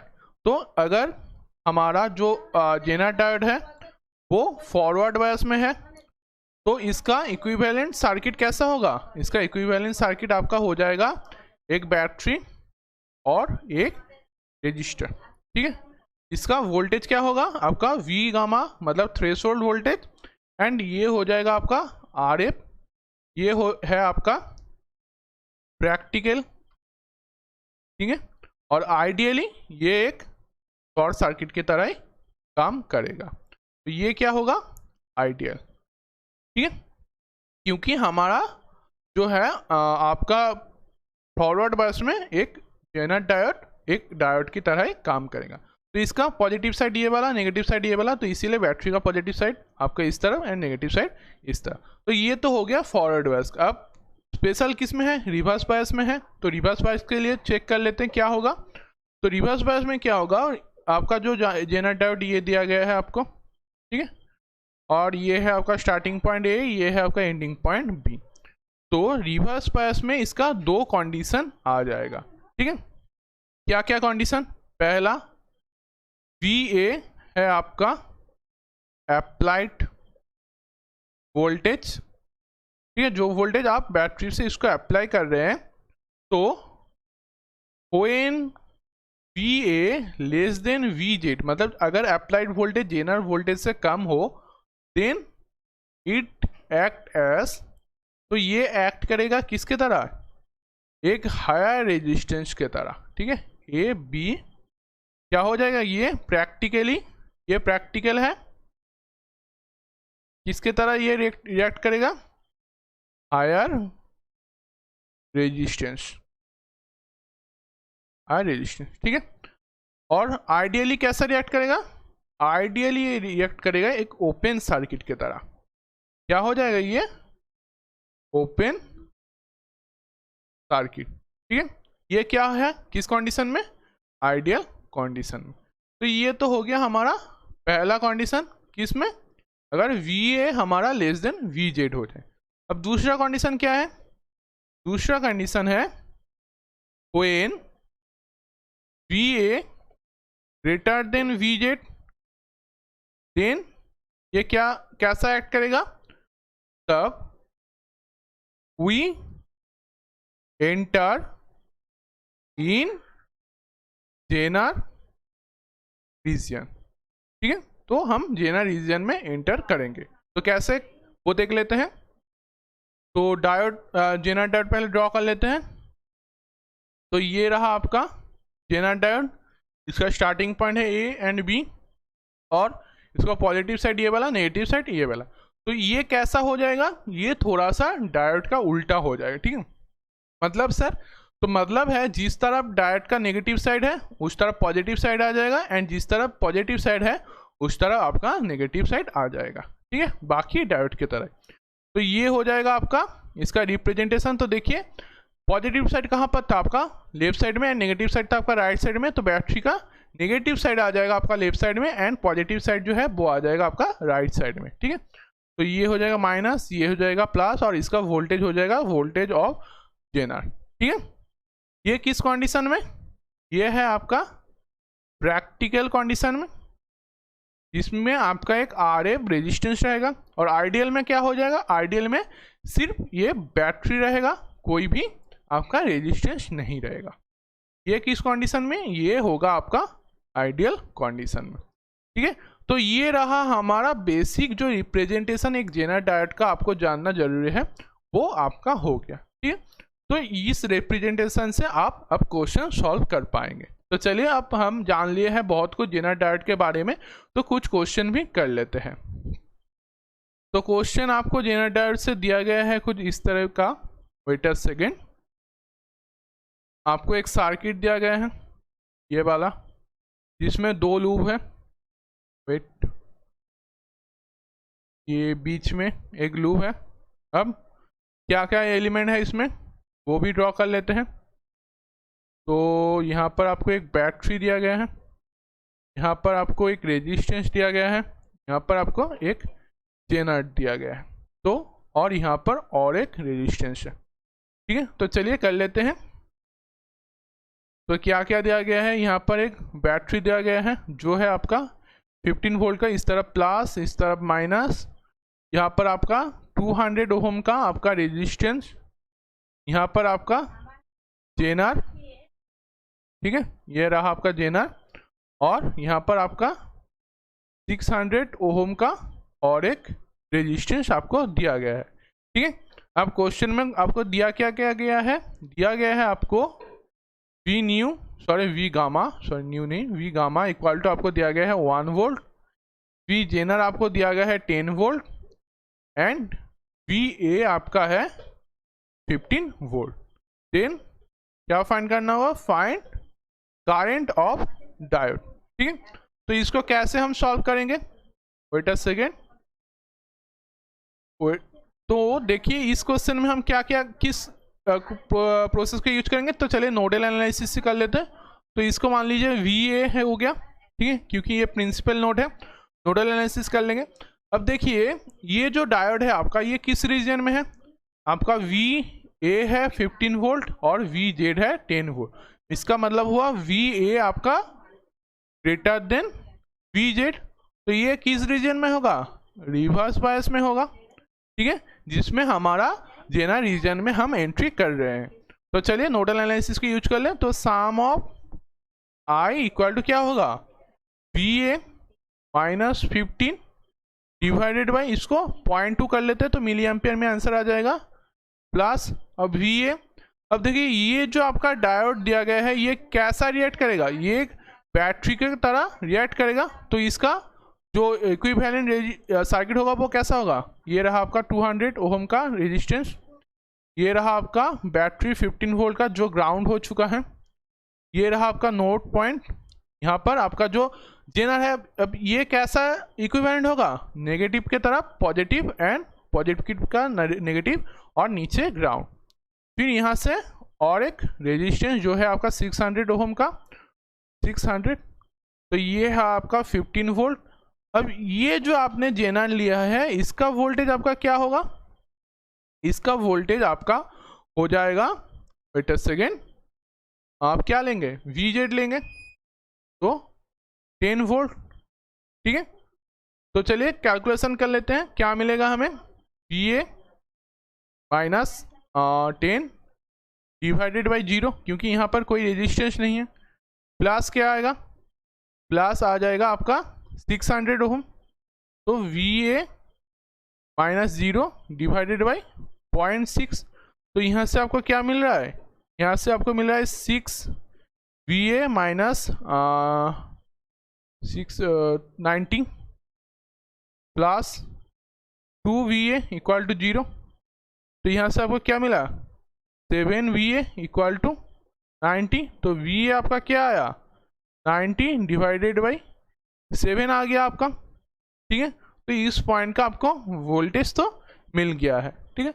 लेकिन सर हमें निकालना क्या था? हमें निकालना था आईडी। तो अब आईडी कैसे निकाले? तो देखिए ये थोड़ा सा कॉन्फ्यूजन हो गया कि नोडल एनालिसिस से क्या हम इसको कर सकते हैं? कर सकते थे अगर इसमें एक रजिस्टर आपको दिया गया होता। तो यहाँ पर कोई रेजिस्टेंस नहीं आ रहा, तो इससे आप कैलकुलेट नहीं कर सकते, क्योंकि ये तो इन्फानाइट शो कर रहा है। तो क्या सर इसमें करंट इन्फानाइट है? नहीं सर, इसमें करंट तो इन्फानाइट नहीं है। तो ये जो प्रोसेस है ये आप नोडल एनालिसिस से नहीं कर पाएंगे, ठीक है। नोडल एनालिसिस कर रहे थे तो हम, तो नोडल एनालिसिस से हमें वी वोल्टेज तो मिल रहा है, लेकिन आईडी हम नहीं फाइंड कर पा रहा है, क्योंकि हमारा यहाँ पर कुछ रेजिस्टेंस नहीं है। तो चलिए नेक्स्ट स्टेप हम क्या करेंगे? मेश एनालिसिस कर लेंगे। मेश एनालिसिस, तो मेश एनालिसिस में क्या करेंगे? हमारा जो सर्किट था उसमें सिर्फ बैटरी में चेंज कर लेंगे। तो ये रहा आपका बैटरी, ये रहा आपका 15 वोल्ट का और एक बैटरी, और ये रहा आपका 600 ओम का रेजिस्टेंस। तो ये कितना है? 15 वोल्ट, ये है आपका 10 वोल्ट, ये है आपका 200, ये है आपका 600। तो इसमें करंट ले लेंगे हम क्लॉकवाइज, जो है I1, इसमें जो है आपका I2, ठीक है। तो चलिए कर लेते हैं। तो यहाँ से क्या होगा? -15 प्लस 200 I1 और प्लस 10 इक्वल टू 0। तो यहाँ से आपको I1 कितना मिल रहा है? 5 डिवाइडेड बाई 200। तो इसका मतलब 25 मिली एम्पियर, ठीक है। नेक्स्ट क्या करेंगे? ये तो हो गया फॉर लूप 1। अब लूप 2 के लिए, फॉर लूप 2 के लिए क्या आएगा? तो -10 प्लस 600 I2 इक्वल टू 0। तो I2 आपका क्या आया? I2 आपका आ गया 10 बाई 600, जो आपको देगा 16.67 मिली एम्पियर, ठीक है। तो ये हो रहा है हमारा I1 एंड ये हो रहा है हमारा I2। तो बीच में जो हमें चाहिए था ID, वो क्या होगा? वो आपका हो जाएगा I1 माइनस I2। तो वो क्या हो जाएगा? 25 माइनस 16.67 मिली एम्पियर, जो आपको दे रहा है 8.33 मिली एम्पियर, जो है आपका आंसर। तो आपको यहाँ से पता चल गया कि एक डायरेक्ट का क्वेश्चन कैसे हम कर सकते हैं, और उसके साथ साथ आपको पता चल गया कि हर एक क्वेश्चन हमारा किसी एक तरीके से नहीं हो सकता। कई क्वेश्चन आपका आ जा सकता है कि जो नोडल एनालिसिस से हो नहीं रह सकता, लेकिन मेश एनालिसिस से उसका आंसर आपका निकल जा सकता है। ठीक है, तो देखिए इसमें हमने नोडल एनालिसिस किया था, लेकिन उससे हमें VA तो मिल रहा है, लेकिन ID नहीं मिल रहा जो हमें चाहिए था। लेकिन अगर हम उसको मेश एनालिसिस कर ले तो हमारा आंसर आ जा रहा है। तो आपको अगर कोई क्वेश्चन दिया गया है तो आप पहले उसका नोडल एनालिसिस चेक कर लीजिए, क्योंकि नोडल एनालिसिस करने में ईजी होता है, बहुत आसानी से हो जाता है। तो पहले नोडल एनालिसिस चेक कर लेंगे, फिर अगर उससे ना हो पाए तो फिर हम मेश एनालिसिस में उसका आंसर कर लेंगे। ठीक है, तो चलिए अब हम नेक्स्ट क्वेश्चन पे बढ़ते हैं। और 10 सेकेंड। हाँ, तो क्वेश्चन हमें दिया गया है, तो पहले हम सर्किट ड्रॉ कर लेते हैं क्वेश्चन का। तो सर्किट आपको दिया गया है कि इजी सा सर्किट ही है, ठीक है, जिसमें 2 लूप है। तो बीच में एक लाइन ड्रॉ कर लेते हैं। तो ये हो गया हमारा दोनों लूप, और इसमें क्या क्या एलिमेंट है वो भी ड्रॉ कर लेते हैं। तो यहाँ पर एक बैटरी, यहाँ पर एक रेजिस्टर, यहाँ पर हमारा जेनर, यहाँ पर और एक रेजिस्टर। ठीक, तो ड्रॉ कर लेते हैं क्या क्या दिया गया है। यहाँ पर एक बैटरी जो है आपका 10 वोल्ट का, यहाँ पर आपका 4K का रेजिस्टेंस, यहाँ पर आपका जेनर डायोड, ठीक है, यहाँ पर आपका और एक रेजिस्टेंस जो है आपका 4K का। ठीक है, अब आपको क्वेश्चन में दिया गया है VZ इक्वल टू 8 वोल्ट। ठीक है, तो आपको फाइंड क्या करना होगा, फाइंड VD एंड ID, मतलब आपका जो जेनर डायोड दिया गया है उसका वोल्टेज एंड उसका करंट आपको फाइंड करना हो। तो हमें क्या पता है, पहले हम इसका क्या करेंगे, इसका इक्विवेलेंट सर्किट ड्रॉ कर लेंगे। तो कैसा होगा, पहले तो रेजिस्टेंस हो गया, फिर यहाँ पर हमारा 10 वोल्ट का बैटरी हो गया, फिर ये जो जेनर है इसका नेगेटिव साइड में पॉजिटिव ड्रॉ होगा और पॉजिटिव साइड में नेगेटिव, और यहाँ पर आपका 4K का रेजिस्टेंस। तो यहाँ पर 4K, यहाँ पर 4K, यहाँ पर आपका 8 वोल्ट, यहाँ पर आपका 10 वोल्ट। ठीक है, तो चलिए हम इसमें क्या करेंगे, इसमें हम मेश एनालिसिस कर लेते हैं, क्योंकि ID निकालना है और ID हमें पिछले क्वेश्चन में नहीं मिल रहा था। क्यों नहीं मिल रहा था, क्योंकि यहाँ पर रेजिस्टेंस नहीं है, और यहाँ पर भी देखिए इस क्वेश्चन में भी बीच में कोई रेजिस्टेंस नहीं है। तो हम इसको क्या करेंगे, हम इसको मेश एनालिसिस से कर लेते हैं। तो क्या अप्लाई कर रहे हैं, मेश एनालिसिस। तो अब इसमें क्या हो रहा है, तो अगर मेश एनालिसिस कर ले तो क्या मिलेगा, -10 plus 4I1 plus 8 equal to 0। I1 आपका क्या आ रहा है, 2 डिवाइडेड बाई 4। ठीक है, और ये किलो ओम में था, तो ये आपको कितना देगा, 0.5 मिली एम्पियर। ये कहाँ से, फ्रॉम लूप 1 से हमें ये मिला। अब लूप 2 के लिए तो -8 प्लस 4I2 इक्वल टू 0। तो I2 हमें क्या मिल रहा है, I2 हमें मिल रहा है 8/4, मतलब ये भी किलो ओम में था, तो 2 मिली एम्पियर मिल रहा है यहाँ से हमें। तो यहाँ से 2 मिली एम्पियर, और यहाँ से कितना आ रहा है आपका 0.5 मिली एम्पियर। ठीक है, वेट अ सेकेंड। अब देखिए, तो ये जो आपका डायरेक्शन है 0.5 मिली एम्पियर का, ये किस तरफ होगा, ये आउटगोइंग होगा, क्योंकि ये पॉजिटिव है। आपको जब डायोड पढ़ा रहे थे तो उसके उस टाइम आपको बताया था कि अगर इनकमिंग हो एंड इनकमिंग हो तो तब क्या होगा, नेगेटिव होगा। अगर आउट गोइंग हो तब हमारा क्या होगा, पॉजिटिव होगा। ठीक है, तो यहाँ पर 0.5 मिली एम्पियर पॉजिटिव है एंड 2 मिली एम्पियर वो भी पॉजिटिव है, तो दोनों ही आउट गोइंग होगा। तो ये हो गया 0.5, ये हो गया 2 मिली एम्पियर, तो दोनों ही बाहर की तरफ जा रहे हैं। तो अगर ये 0.5 बाहर, ये 2 बाहर, तो यहाँ से ये जो करंट होगा जो डायोड से जा रहा है वो क्या होगा, वो इनकमिंग होगा, क्योंकि यहाँ से अगर 2.5 मिली एम्पियर आएगा तभी तो इस साइड 2 एंड इस साइड 0.5 जा सकता है। यहाँ पर 2.5 मिली एम्पियर जाएगा, तभी तो दोनों साइड में, एक साइड 2 एम्पियर है, दूसरे तरफ 0.5 मिली एम्पियर आएगा।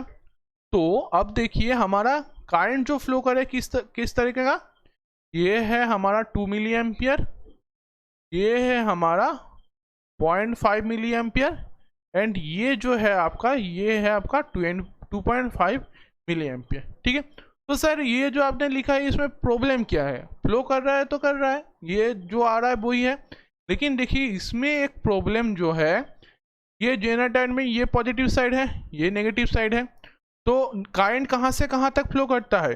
करंट हमारा नीचे से ऊपर, मतलब ये अगर आप बैटरी इसको ड्रॉ करेंगे तो कैसा बैटरी इसका इक्विवेलेंट होगा?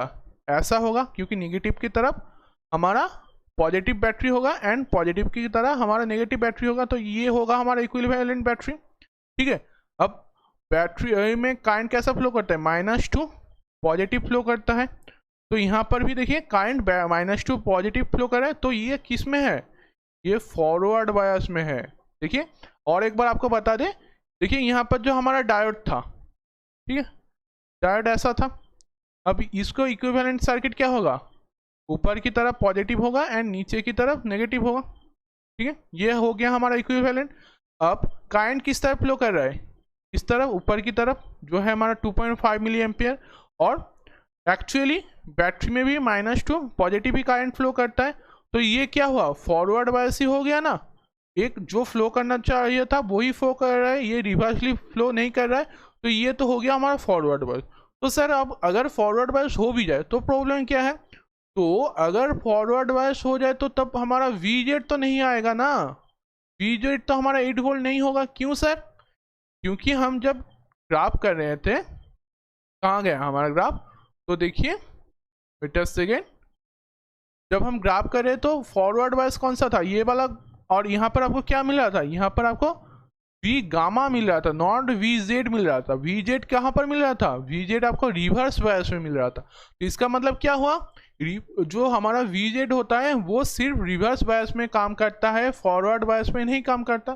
तो सर क्या हुआ? तो रिवर्स बायस जब नहीं आ रहा तो यहाँ पर 8 लिखने का कोई वैल्यू ही नहीं है, तो ये रॉन्ग हो गया। ये जो प्रोसेस है, ये जो आपने निकाला 0.5 milli ampere and 2 milli ampere, तो ये तो रॉन्ग हो गया। तो सर इस क्वेश्चन को हम कैसे करें? तो लिख लेते हैं कुछ इसका थ्योरी। तो यहाँ से हमें क्या पता चला कि आपका ID क्या आ रहा है इस क्वेश्चन से? ID आपका आ रहा है I1 - I2। इससे आपको क्या मिलेगा? 0.5 - 2 मिली एम्पियर, जो आपको देगा -1.5 मिली एम्पियर, जो है इनकमिंग, और इनकमिंग का मतलब फॉरवर्ड बायस। ठीक है, तो then diode is in forward bias not reverse bias, ये हमें पता चल रहा है। तो क्या हो गया? Show assumption is wrong. ठीक है, तो जो एजम्पशन हम कर रहे थे रिवर्स बायस लेकर, वो एजम्पशन हमारा गलत है। तो इसमें क्या होगा? It's reverse bias mode but not in VZ। ठीक है, तो सर इसका मतलब क्या हुआ? रिवर्स बायस में तो आप कह रहे हैं कि रिवर्स बायस में है, लेकिन VZ में नहीं है, तो इसका मतलब क्या हुआ? तो जब हम रीजन कर रहे थे, आपको पता है हम दो कंडीशन कर रहे थे, एक है VA लेस देन VZ और दूसरा है VA ग्रेटर देन VZ। तो इसमें क्या हो रहा था? इसमें हमारा जेना रीजन में नहीं आ रहा था, लेकिन ये हमारा जेना रीजन स्टार्ट हो रहा था। तो इसमें कैसा रिप्रेजेंट होता है? ओपन सर्किट के तरह, ओपन सर्किट। और इसमें जो होता है, तो इसमें तो हमारा जो एजम्पशन है वो रॉन्ग हो रहा है। ठीक है, तो चलिए अब ओपन सर्किट के लिए कर लेते हैं। तो अब ओपन सर्किट कर ले तो ग्राफ कैसा होगा, यहाँ पर हमारा 4 किलो ओम का रेजिस्टेंस, ये रहा हमारा जेनर डायोड की जगह हमारा ओपन सर्किट, यहाँ पर हमारा 10 वोल्ट का बैटरी, ये रहा 10 वोल्ट, ये रहा 4 किलो ओम, और ये रहा आपका 4 किलो ओम। ठीक है, ये रहा हमारा न्यू इक्विवेलेंट सर्किट। तो अगर हम इसमें अप्लाई कर दे तो तब हमारा क्या होगा, तो तब हमारा पूरा सर्किट के लिए I1 होगा, तो -10 + 4I1 + 4I1 = 0। तो यहाँ से आपको क्या मिल रहा है, 8I1 = 10। तो I1 आपका क्या आ रहा है, 10/8, ठीक है, या फिर 5/4, 0.25 मिली एम्पियर। ठीक है, और यहाँ पर आपको वोल्टेज कितना मिलेगा इस पॉइंट पे, तो इस पॉइंट को वोल्टेज निकालने के लिए आपको क्या करना होगा, VA आपका क्या होगा, VA आपका हो जाएगा 4 × 0.25। सर 4 × 25 क्योंकि ये VA जो है वो इस रेजिस्टेंस का अक्रॉस वोल्टेज होगा। तो ये क्या देगा आपको, ये आपको वेट अ सेकेंड, ये हमने गलत कर लिया, वेट अ सेकेंड, इसको ऐसे हम नहीं कर पाएंगे, और ये VA ऐसे नहीं हो सकता, इसको क्या करना होगा, तो वेट अ सेकेंड, इसको निकालने के लिए हमें क्या करना होगा, हमें इस पॉइंट पे और इस पॉइंट पे VA निकालना होगा। तो उसके लिए हम क्या करेंगे, KVL यूज करेंगे, -10 + 4 × I1 + VA = 0। तो यहाँ से आपको क्या मिलेगा, यहाँ से आपको VA मिल जाएगा 10 - 4 × क्या 4 × 5/4, वेट अ सेकेंड, 4 × 5/4, 5, तो ये 2.25 क्या होगा, नहीं ये 0.25 मिली एम्पियर नहीं होगा, इसीलिए हमारा थोड़ा सा कंफ्यूजन आ रहा था। ठीक है, तो यहाँ से आपको क्या मिलेगा, 10 - 5 जो आपको देगा 5 वोल्ट। ठीक है, तो आपका VA आ गया, और VA क्या था, VA आपका जो यहाँ पर डायोड था जिसका हम ओपन सर्किट ले लिए, उसका एक्रोस में वोल्टेज है। तो VA हमारा क्या आया, VA हमारा आया 5 वोल्ट, और VZ क्वेश्चन में क्या दिया गया था, 8 वोल्ट। तो यहाँ पर क्या आ रहा है, VA < VZ, तो इसमें क्या होता है, ओपन सर्किट होता है। तो देखिए ये जो हमने एजम्पशन लिया था, ये एजम्पशन हमारा राइट आ रहा था। यहाँ पर देखिए हमने क्या एजम्पशन लिया था, यहाँ पर हमने एजम्पशन लिया था कि VA > VZ है, इसका मतलब हमारा VZ को यूज कर सकते हम, लेकिन उसमें क्या आया, हमारा एजम्पशन रॉन्ग आ गया क्योंकि ये फॉरवर्ड बायस में था। लेकिन अब अगर हम इसको ओपन सर्किट ले रहे थे, ओपन सर्किट किस में होता है, अगर हमारा VA < VZ होता है तभी हमारा ओपन सर्किट हो जाता है। तो इस एजम्पशन से अगर हम क्वेश्चन कर रहे हैं तो देखिए, हाँ VA हमारा 5 वोल्ट आ रहा है और VZ हमारा कितना दिया गया था, 8 वोल्ट, तो वो एक्चुअली VA हमारा VZ से छोटा है, तो ये ओपन सर्किट हमारा एजम्पशन करेक्ट हो गया। तो एक्चुअली आंसर क्या होगा, VD = आपका हो जाएगा 5 वोल्ट एंड ID आपका हो जाएगा 0 वोल्ट। ठीक है, तो देखिए हमारा जो जेनर डायोड का क्वेश्चन है उसमें आपको कुछ एजम्पशन एंड कुछ चेक करके उसका आंसर निकालना होगा। ठीक है, तो डायोड में बेसिकली आप क्या कर रहे थे, डायरेक्ट क्वेश्चन सॉल्व कर रहे थे, लेकिन इसमें थोड़ा सा आपको आपका जो थ्योरी है उसको थोड़ा सा जानना होगा कि फॉरवर्ड बायस हो जाए तो तब हम उसका नहीं कर सकते, हमें कुछ एजम्पशन लेना होता है। तो ये जो है हम थोड़ा सा क्वेश्चन करते करते ये आपको आसान हो जाएगा। ठीक है, तो ये तो हो गया दोनों क्वेश्चन। अब और थोड़ा सा थ्योरी कर ले, फिर एक बड़ा क्वेश्चन हम कर लेंगे जिससे आपका पूरा डाउट क्लियर हो जाएगा। ठीक है, तो चलिए नेक्स्ट पेज पे चले जाते हैं। तो नेक्स्ट जो टॉपिक है हमारा वो है जेनर एस वोल्टेज रेगुलेटर। ठीक है, तो जेनर हमारा वोल्टेज रेगुलेटर की तरह काम करेगा। ठीक है, तो चलिए पहले हम एक सर्किट ड्रॉ कर लेते हैं, ठीक है। तो ये रहा बेसिकली हमारा सर्किट, इसमें हम एलिमेंट को ड्रॉ कर लेते हैं, ठीक है। Wait a second. तो यहाँ पर हमारा वोल्टेज यहाँ पर, और एक इसमें 3 लूप होना था। वेट अ सेकेंड, ये एक लूप हो गया, ये दूसरा लूप हो गया। तो ऐसा कुछ सर्किट होगा, आप हमारे साथ सर्किट ड्रॉ करते जाएं क्योंकि ये आपको काम में आएगा। यहाँ पर आपका जेनर डायोड हो गया, यहाँ पर आरएल हो गया, और हमारा भी आउटपुट, ठीक है। तो चलिए एलिमेंट ड्रॉ कर लेते हैं, क्या क्या है। यहाँ पर आपका वोल्टेज सोर्स है, तो इसको हम VS से डिनोट करेंगे। यहाँ पर आपका रेजिस्टेंस सोर्स है RS। यहाँ पर आपका जेनर डायोड है, ठीक है। ये हो गया आपका जेनर डायोड, एंड ये हो गया आपका RL, ठीक है।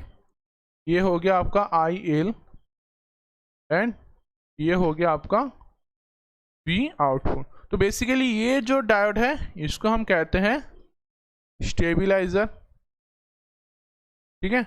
ये RL जो है ये है लोड रेजिस्टर, IL जो है आपका लोड करंट, RS है जो आपका AC सोर्स करंट दिया गया है, ठीक है।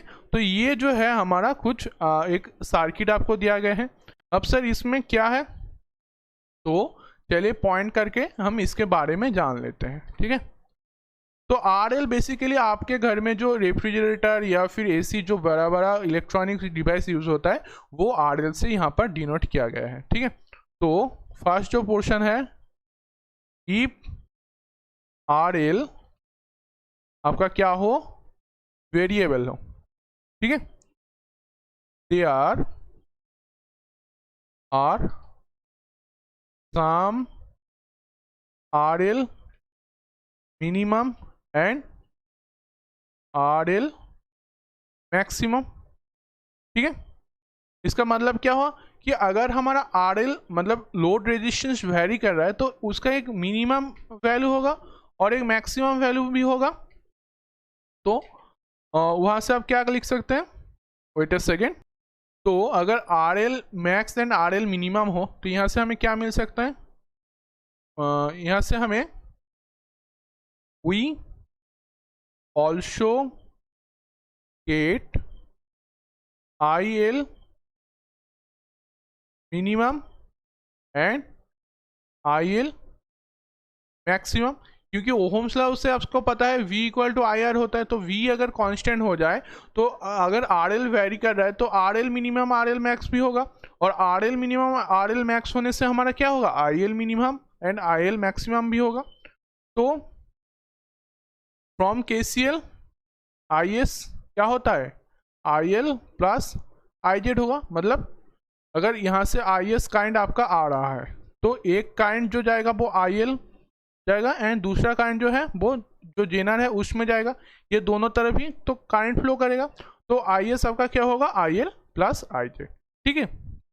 तो अगर IS आपका फिक्स्ड हो, ठीक है, मतलब जो आपका सोर्स आ रहा है इलेक्ट्रिक ऑफिस से उसका करंट अगर फिक्स्ड हो तो क्या होगा, IZ minimum plus IL maximum, ठीक है, या फिर IZ max plus IL minimum, ठीक है। For RL minimum, for RL maximum, ठीक है। तो सर ये आपने क्या लिख दिया हमें समझ में नहीं आया, थोड़ा सा इसको एक्सप्लेन करते हैं। तो देखिए बेसिकली हमें क्या पता है, V इक्वल टू IR होता है, ठीक है। तो अगर हम I एंड R का रिलेशन निकाले तो I इक्वल टू आपका क्या होता है, V बाई R होता है। तो V अगर कांस्टेंट हो जाए तो I प्रोपोर्शनल इनवर्सली प्रोपोर्शनल या फिर R inversely proportional to I, ठीक है। तो ये रिलेशन आपको मिल रहा है। तो अगर आई आपका मैक्स हो तो आर आपका क्या होगा, मिनिमम होगा। अगर आई आपका मिनिमम हो तो आर आपका मैक्सिमम होगा। ये कंडीशन तो आपको इससे पता ही चल रहा है ओहम्स लॉ से। अब अगर देखिए आपका ये घर का सर्किट है, ठीक है, जिसमें आपका ये हो गया AC source VC volt VS, जिसमें आपका वीएस इलेक्ट्रिक ऑफिस से वोल्टेज आ रहा है एंड आईएस इलेक्ट्रिक ऑफिस से आपका करंट आ रहा है, ठीक है। अब घर में आप ऐसा सिस्टम बनाया है जिसमें वो करंट दोनों तरफ जा रहा है, एक आपका जो एसी है उसमें जा रहा है और एक जो है वो आपका स्टेबलाइजर में आईजेड जा रहा है, ठीक है। तो ये दोनों पाथ हो गया। अब यहाँ से हम क्या लिख रहे हैं, जो इलेक्ट्रिक ऑफिस से आईएस आ रहा है वो दोनों भागों में डिवाइड हो रहा है, एक हो गया आपका लोड का मतलब एसी का करंट और एक हो गया जेनर का करंट। ये तो हमें पता है सर। अब क्या हो रहा है, अब देखिए आईएस जो है वो हम फिक्स ले रहे हैं, मतलब इलेक्ट्रिक ऑफिस से जो करंट आ रहा है वो उसको हम फिक्स ले रहे हैं। तो अब देखिए हमने यहाँ पर क्या लिए हैं, आर एल हमारा वेरी कर रहा है, और वेरी करने के मतलब कभी ये मिनिमम हो जाएगा कभी ये मैक्सिमम हो जाएगा। तो जब आर मिनिमम होगा तो आई हमारा मैक्स आ जाएगा। तो मतलब अगर हमारा जो लोड है, जो हमारा एसी है, अगर उसका रेजिस्टेंस वो कम कर दे तो इसमें ज़्यादा करंट फ्लो होना लग शुरू हो जाएगा, और ज़्यादा करंट फ्लो होने से आई एल हमारा मैक्सिमम हो जाएगा तो आई जेड हमारा मिनिमम हो जाएगा, क्योंकि ज़्यादा करंट तो लोड से ही पास हो रहा है तो आई जेड मिनिमम मतलब स्टेबलाइजर से कम करंट पास होगा। अब अगर हमारा एसी रेजिस्टेंस बढ़ा दे, ठीक है, इसका रेजिस्टेंस अगर बढ़ा दे तो वो एसी में करंट कम फ्लो होगा। करंट कम फ्लो होने से जो बाकी जो करंट रह जाएगा वो जेनर से पास होना स्टार्ट कर देगा। इसके कारण हमारा जो एसी से कम करंट पास होगा लेकिन जेनर से ज़्यादा करंट पास होगा, ठीक है। तो इसीलिए अगर रेजिस्टेंस वेरी कर रहा है तो जेनर कभी कम कभी मैक्सिमम करके जो करंट है उसका फ्लो को स्टेबल कर रहा है, इसीलिए हम इसको कहते हैं स्टेबलाइजर। एंड इस काम में हमारा जो जेनर डायोड इस्तेमाल होता है। तो ये दोनों फॉर्मूला आप थोड़ा सा अलग करके लिख लीजिए, इसको अलग कलर से लिख लेते हैं आपके लिए। तो क्या है फॉर्मूला, आई एस जो आपका फिक्स्ड है, सॉरी ये क्या लिख दिया मैंने, wait a second, I S, अरे आई एस फिक्स्ड, ठीक है, इक्वल टू क्या होगा, I Z minimum plus I L maximum equal to I Z maximum plus I L minimum, ठीक। ये किस कंडीशन के लिए, फॉर आर एल मिनिमम, ये किस कंडीशन के, फॉर आर एल मैक्सिमम, ठीक है। तो ये जो फॉर्मूला है इसको थोड़ा सा ध्यान करके अपने नोटबुक में लिख देंगे, ठीक है। तो ये जो चीज़ है ये आपको पता चल गया। अब नेक्स्ट स्टेप पे चले जाते हैं। तो फर्स्ट स्टेप में हमारा क्या था, फर्स्ट स्टेप में हमारा जो रेजिस्टेंस जो था वो वेरी कर रहा था, ठीक है। अब हम सेकेंड स्टेप में क्या करेंगे, अब हम सेकेंड स्टेप में करेंगे वोल्टेज को वेरी, ठीक है। तो चलिए लिख लेते हैं, इसको हम नेक्स्ट पेज पे करते ले, ठीक है, वेट अ सेकेंड। तो अब सेकेंड स्टेप में क्या हो रहा है, इफ वी एस मतलब जो आपका इलेक्ट्रिक ऑफिस से जो वोल्टेज है वो क्या कर रहा है, वेरिएबल है, वेरिएबल। तो तब क्या होगा, तो अगर वोल्टेज वेरी हो रहा है तो उसका जो साइन है वो कुछ इस तरीके का होगा, ठीक है, उसका साइन कुछ इस तरीके का आपको रिप्रेजेंट किया जाएगा, ठीक। तो अब हमारा सर्किट दिखने में कैसा होगा, तो चलिए सर्किट ड्रॉ कर लेते हैं। तो ये रहा हमारा लंबा सा सर्किट जो जिसमें 3 लूप होगा। तो लूप भी ड्रॉ कर लेते हैं। ये हो गया आपका फर्स्ट लूप, ये हो गया आपका सेकेंड एंड थर्ड लूप। इसमें अब हम क्या करने वाले हैं, इसमें हम एलिमेंट ड्रॉ करेंगे। तो यहाँ पर हमारा वेरिएबल वोल्टेज, यहाँ पर आपका रेजिस्टेंस, यहाँ पर आपका जेनर, यहाँ पर हमारा लोड, और ये रहा आपका वी आउटपुट, ठीक। तो एलिमेंट को ड्रॉ कर लेते हैं। तो यहाँ पर क्या होगा, हमारा वेरिएबल वोल्टेज, ठीक है। तो वेरिएबल वोल्टेज को कुछ इस तरीके का रिप्रेजेंट किया जाता है। यहाँ पर रहे आपका रेजिस्टेंस ऑफ सोर्स ये रहा आपका VS, यहाँ पर आपका जेनर, ठीक, यहाँ पर आपका लोड रेजिस्टेंस RL, और ये जो है आपका V आउटपुट, ठीक है। तो अब अगर हमारा IS काइंड आ जाए सोर्स से, तो ये क्या होगा, एक तो जाएगा IL एंड दूसरा जाएगा जेनर से जो होगा आपका IZ। तो अब क्या क्या होगा इसमें, इस कंडीशन में, तो इसमें आपका होगा IL जो आपका हो जाएगा VZ divided by RL dot fix, ठीक है। तो अब क्या हो रहा है, हमारा रेजिस्टेंस जो है लोड का वो तो फिक्स्ड है, और जेनर वोल्टेज आपका क्या होता है, वो भी फिक्स्ड होता है। तो इससे आपको क्या पता चल रहा है कि हमारा जो काइंड ऑफ द लोड है वो क्या होगा, वो फिक्स्ड हो जाएगा, ठीक है। तो हमारा IL फिक्स्ड हो जाएगा। तो IS क्या होगा, IS आपका हो जाएगा VS minus VZ divided by RS, ठीक है।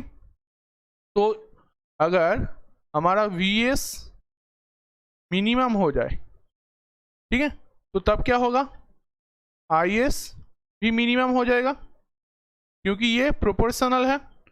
अगर हमारा VS मैक्सिमम हो जाए तो तब क्या होगा, IS भी हमारा मैक्सिमम हो जाएगा। तो यहाँ से आप क्या कंक्लूजन में आ सकते हैं, यहाँ पर आप कंक्लूजन में आ सकता है IS minimum equal to IZ minimum plus IL fix, ठीक है, या फिर IS maximum equal to IZ max plus IL fix, ठीक है। तो सर ये जो आपने फॉर्मूला लिखाया है, ये जो इम्पोर्टेंट फॉर्मूला आपने लिखाया है, इसका मतलब थोड़ा सा हमें बता दीजिए, ठीक है। तो अब इसमें क्या है, RL तो है हमारा फिक्स्ड, तो RL फिक्स्ड होने से क्या हो जा रहा है, IL भी हमारा फिक्स्ड हो जा रहा है। तो IX हमें फिक्स्ड चाहिए, इसीलिए हम स्टेबलाइजर लगा रहे हैं, ये है हमारा स्टेबलाइजर। तो इस स्टेबलाइजर में हमें क्या चाहिए कि हमारा जो AC है उसमें हमेशा के लिए एक फिक्स्ड करंट फ्लो हो, करंट कभी 2 एम्पियर, कभी 3 एम्पियर, कभी 4 एम्पियर ऐसा ना हो। 2 एम्पियर तो हमेशा के लिए वो 2 एम्पियर करंट ही फ्लो हो। अब देखिए जो हमारा इलेक्ट्रिक ऑफिस है वो तो हमें एक फिक्स्ड करंट सोर्स नहीं दे रहा, वो चेंज कर रहा है। तो अगर हमारा करंट सोर्स चेंज हो जाए तो क्या होगा, कभी तो AC में ज़्यादा करंट, कभी कम करंट आ सकते हैं। तो तब क्या करेंगे, तब हम ये स्टेबलाइजर को यूज कर रहे हैं, जिसमें क्या हो रहा है, हमारा IZ को वो वेरी कर रहा है। IZ मतलब current flow in the zener. तो देखिए VIZ या फिर जो आपका है IS वो VS के प्रोपोर्शनल है। तो इसीलिए अगर VS मिनिमम हो जाए तो IS भी मिनिमम हो रहा है, और VS मैक्सिमम है तो IS भी मैक्सिमम हो रहा है। तो इसीलिए अगर हमारा इलेक्ट्रिक ऑफिस से मिनिमम करंट आ जाए, मिनिमम IS मिनिमम आ जाए, ठीक है, तो तब क्या हो रहा है, तो तब हमें तो एक फिक्स्ड वैल्यू चाहिए। तो तब हमारा ज़्यादा का ज़्यादा वैल्यू हमारा AC पे जा रहा है, मतलब लोड पे जा रहा है, एंड जो मिनिमम करंट है वो जेनर से पास हो रहा है। अब नेक्स्ट स्टेप में अगर हमारा करंट सोर्स से, मतलब इलेक्ट्रिक ऑफिस से ज़्यादा करंट फ्लो हो जाए, तो तब क्या होगा, तब क्या कर रहा है, ये लोड से, मतलब आपका AC से जितना चाहिए, मतलब 2 एम्पियर करंट है वो 2 एम्पियर AC से फ्लो कर दे रहा है, और बाकी जो बचा कुचा करंट जो हो वो जेनर से पास कर रहा है। तो इसीलिए IZ मैक्सिमम हो जा रहा है, लेकिन IL हमारा फिक्स्ड है। तो देखिए दोनों कंडीशन में हमारा kind of the load fixed रह रहा है, लेकिन IZ कभी मिनिमम कभी मैक्सिमम हो रहा है। तो ये जो दोनों फॉर्मूला है ये आपका काम आता है बहुत ही बार क्वेश्चन में, ठीक है। तो ये आपका वोल्टेज सोर्स जब वेरी कर रहा है तो उसका कंडीशन। अब नेक्स्ट स्टेप में, नेक्स्ट जो थर्ड स्टेप है उसमें क्या होगा, इसमें आपका होगा अगर आपका RS वेरिएबल हो, ठीक है, RS आपका वेरिएबल हो, तो तब क्या होगा, IS हमारा क्या होता है, VS minus VZ divided by RS होता है। तो यहाँ से आपको क्या पता चल रहा है कि अगर आपका IS मैक्सिमम हो तो RS क्या होगा, आर एस मिनिमम होगा क्योंकि ये इन्वर्सली प्रोपोर्शनल है। अगर आई एस आपका मिनिमम हो तब क्या होगा, आपका आर एस मैक्सिमम होगा। तो यहाँ से आप कंक्लूजन में क्या आ सकते हैं, कंक्लूजन में आप आ सकते हैं कि I S minimum equal to I Z minimum plus I L fix, ठीक है, और I S maximum equal to I Z maximum plus I L fix, ठीक है। तो ये देखिए दोनों ही आपका कैसा का, ये आर एस जो वेरिएबल है ये वी एस का वेरिएबल का इक्वल आ रहा है। देखिए दोनों इक्वेशन ही एक ही तरह की है, ठीक है। तो दोनों कंडीशन में क्या हो रहा है, अगर हमारा इलेक्ट्रिक ऑफिस से करंट जो है वो मिनिमम आ जाए तो जेनर में करंट मिनिमम फ्लो होगा। अगर हमारा सोर्स से करंट मैक्सिमम आ जाए तो हमारा जेनर में करंट मैक्सिमम फ्लो करेगा, ठीक है। तो ये जो तीनों स्टेप है यही है हमारा जेनर का। अगर वेरिएबल चेंज हो तो जेनर का वोल्टेज रेगुलेटर हम ऐसे काम करते हैं, या फिर स्टेबिलाईजर जो होता है वो ऐसा काम करता है, ठीक है। तो नेक्स्ट जो हमारा टॉपिक है, नेक्स्ट पेज पे चले जाते हैं। तो वेट अ सेकेंड। तो नेक्स्ट जो हमारा टॉपिक है वो है पावर ऑफ जेनर, ठीक। तो हम जेनर का पावर कैसे निकाल सकते हैं, तो चलिए देख लेते हैं। तो पी जेड मैक्सिमम आपका क्या होगा, वो होगा आपका I Z max P Z plus I Z का square max to R Z, ठीक है।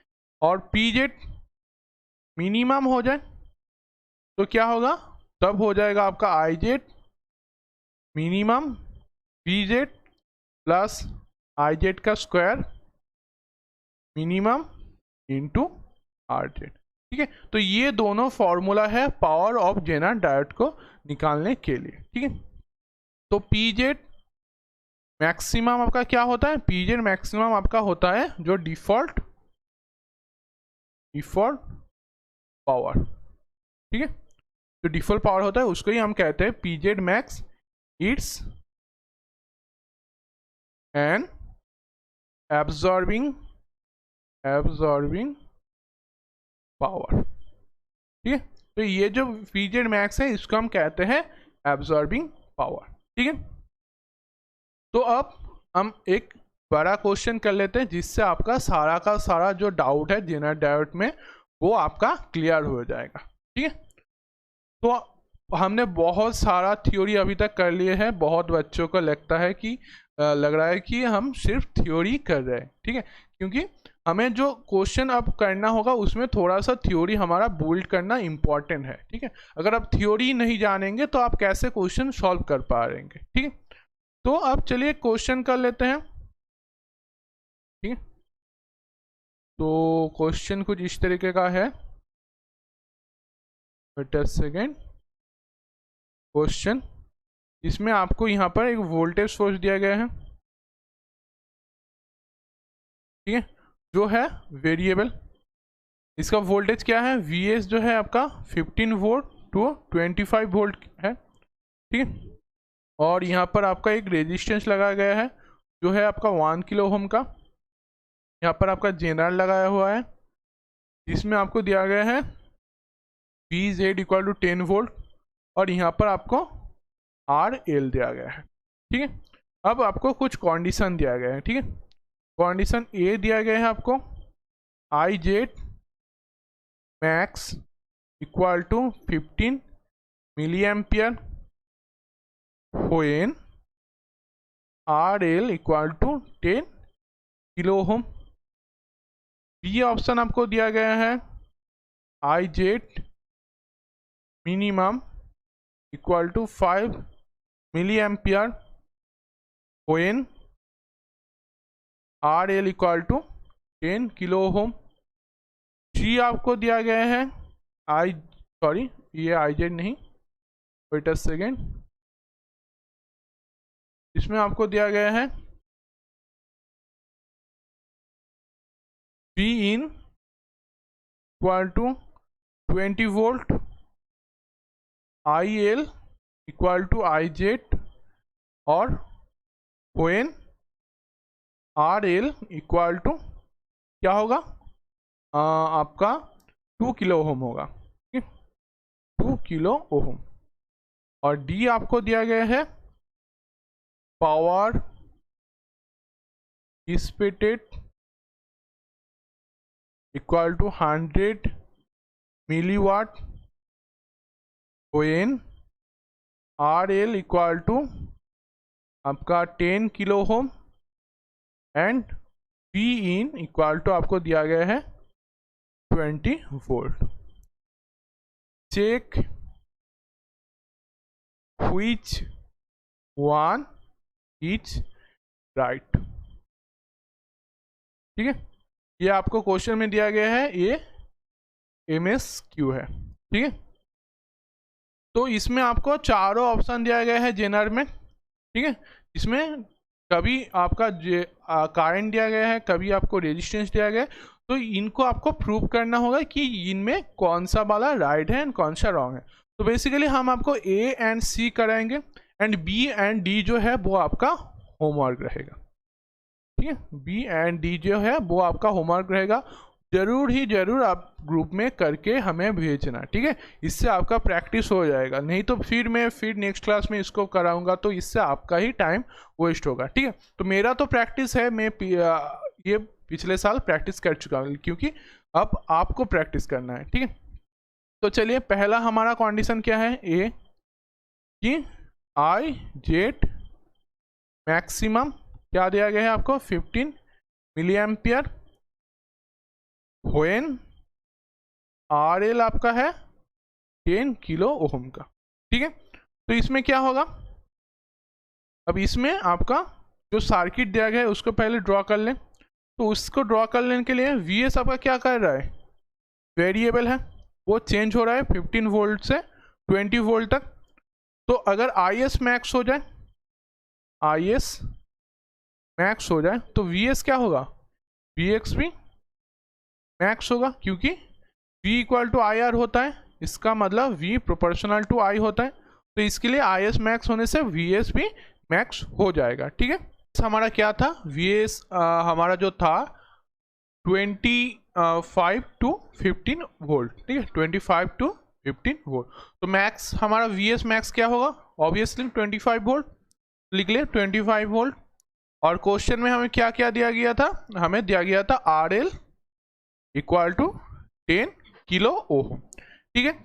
और हमें प्रूफ क्या करना होगा, प्रूफ दैट IZ मैक्स हमारा क्या आएगा, वो आएगा हमारा 15 मिली एम्पियर। तो चलिए सर्किट को हम फिर से ड्रॉ कर लेते हैं, जो हमारा इक्विवेलेंट सर्किट होगा। तो यहाँ पर हमारा 1 किलो ओम का रेजिस्टेंस था, ठीक है। अब यहाँ पर वेरिएबल वोल्टेज था, लेकिन हम क्या लेंगे, हम मैक्सिमम वोल्टेज लेंगे। तो यहाँ पर हम एक बैटरी ड्रॉ करेंगे जो कितना वोल्टेज का होगा आपका 25 वोल्ट का, ठीक है। तो 25 वोल्ट का बैटरी हो गया। फिर यहाँ पर आपका जेनर डायोड आएगा। अब जेनर डायोड आएगा तो ये क्या होगा, इसका VZ मतलब 10 वोल्ट था, तो 10 वोल्ट का ये क्या होगा, एक बैटरी बन जाएगा। तो बैटरी ऐसा बनेगा क्योंकि नेगेटिव के तरफ हमारा पॉजिटिव एंड पॉजिटिव के तरह हमारा नेगेटिव आता है, ठीक है। तो अब इसमें हमारा 10 किलो का क्या आएगा, आपका रेजिस्टेंस 1 किलो का आपका यहाँ पर रेजिस्टेंस, ये रहा आपका 10 वोल्ट, एंड ये हो गया आपका 25 वोल्ट। तो अब हम क्या करेंगे, इसमें मेश एनालिसिस कर देंगे, ठीक है। तो ये I1, ये आपका हो गया I2। तो अप्लाइंग मेश एनालिसिस, ठीक है। तो मेश एनालिसिस करने से हमें क्या मिलेगा, कर लेते हैं, -25 प्लस I इंटू 1, तो I, और प्लस 10 इक्वल टू 0, ठीक है। तो यहाँ से आपको क्या मिल रहा है, यहाँ से आपको मिल रहा है I इक्वल टू 25 माइनस 10, ठीक है, I1 जो आपको देगा कितना 15 मिली एम्पियर। ये कहाँ से आ रहा है आपका, फ्रॉम लूप 1 से आपको मिल गया। अब क्या करेंगे, फ्रॉम लूप 2। अब लूप 2 से हमें क्या मिलेगा, -10 प्लस 10 I2 इक्वल टू 0। तो यहाँ से आपको क्या मिल रहा है, I2 इक्वल टू 10/10 मतलब 1 मिली एम्पियर। ठीक है, ये आपको मिल गया। तो ID आपका क्या आएगा, ID या फिर I जेनर आपका हो जाएगा I1 माइनस I2। तो I1 आपका था 15 और I2 है आपका 1 मिली एम्पियर। तो ये आपको कितना दे रहा है, 14 मिली एम्पियर जो है हमारा IZ। लेकिन हमें प्रूफ कितना करना था, 15 मिली एम्पियर, आ रहा है हमारा 14 मिली एम्पियर। तो हमारा ऑप्शन ए हो गया रॉन्ग। ठीक है, तो ऑप्शन ए हमारा गलत है। ठीक है, ये प्रूव हो गया। अब हमारा नेक्स्ट देख लेते हैं। तो ये तो हो गया हमारा रॉन्ग।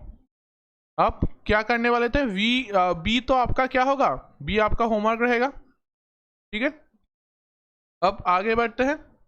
नेक्स्ट सी हम करेंगे। तो सी में क्या है, वी इन आपका 20 वोल्ट है और I L equal to I Z आपको प्रूव करना होगा, जहां पर आपका आर एल है 2 किलो हो। तो चलिए कर लेते हैं उसको भी, क्या बात है। तो ऑप्शन सी करेंगे हम, जिसमें हमारा वी इन होगा कितना, 20 वोल्ट का। ठीक है, और आपका आर एल कितना होगा, आर एल आपका हो जाएगा 20 किलो ओम का। ठीक है, और हमें प्रूव क्या करना होगा, हमें प्रूव करना होगा हमारा I L equal to I Z. ठीक है, तो ये चीज़ हमें प्रूव करना होगा। तो चलिए सर्किट ड्रॉ कर लेते। तो यहाँ पर तो हमारा 1 किलो ओम का पहले से एक रेजिस्टेंस था। अब वी इन आपको क्या दिया गया है, 20 वोल्ट। तो 20 वोल्ट का बैटरी यहाँ पर लग जाएगा। यहाँ पर हमारा जेनर था, तो जेनर ड्रॉ कर लेंगे। फिर यहाँ पर आपका आर एल कितना है, 20 किलो ओम। तो 20, तो सॉरी 20 था या 2 था, वेट अ सेकेंड,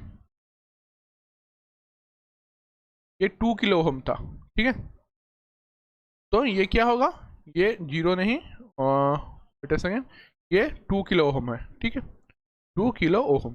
तो यहाँ पर हमारा 2 किलो ओम, यहाँ पर हमारा 10 वोल्ट का बैटरी, यहाँ पर आपको दिया गया 20 वोल्ट। तो अगर हम इसका भी हम मेश एनालिसिस कर ले, तो ये I1, ये आपका I2। ठीक है, तो यहाँ से क्या आएगा, -20 plus I1 -10 sorry +10 equal to 0। From loop 1 से हमें यह मिल रहा है। तो हमारा I1 कितना आया, I1 आ गया आपका 20 - 10 यानी कि 10 मिली एम्पियर, ये आ गया। अब फ्रॉम लूप 2 से हमें क्या मिलेगा, -10 प्लस 2 I2 इक्वल टू 0। ठीक है, तो यहाँ से आपको क्या मिलेगा, यहाँ से आपको मिल जाएगा I2 equal to 10 divided by 2 मतलब 5 मिली एम्पियर, ये हमें मिल रहा है यहाँ से। तो देखिए I2 हमें मिल गया 5 मिली एम्पियर और I1 है हमारा 10 मिली एम्पियर। ठीक है, तो हमारा जो IZ है वो क्या आएगा, IZ क्या आएगा, वो आएगा आपका I1 माइनस I2। ठीक है, तो ये कितना देगा आपको, 10 - 5 मिली एम्पियर। तो ये आ रहा है आपका 5 मिली एम्पियर।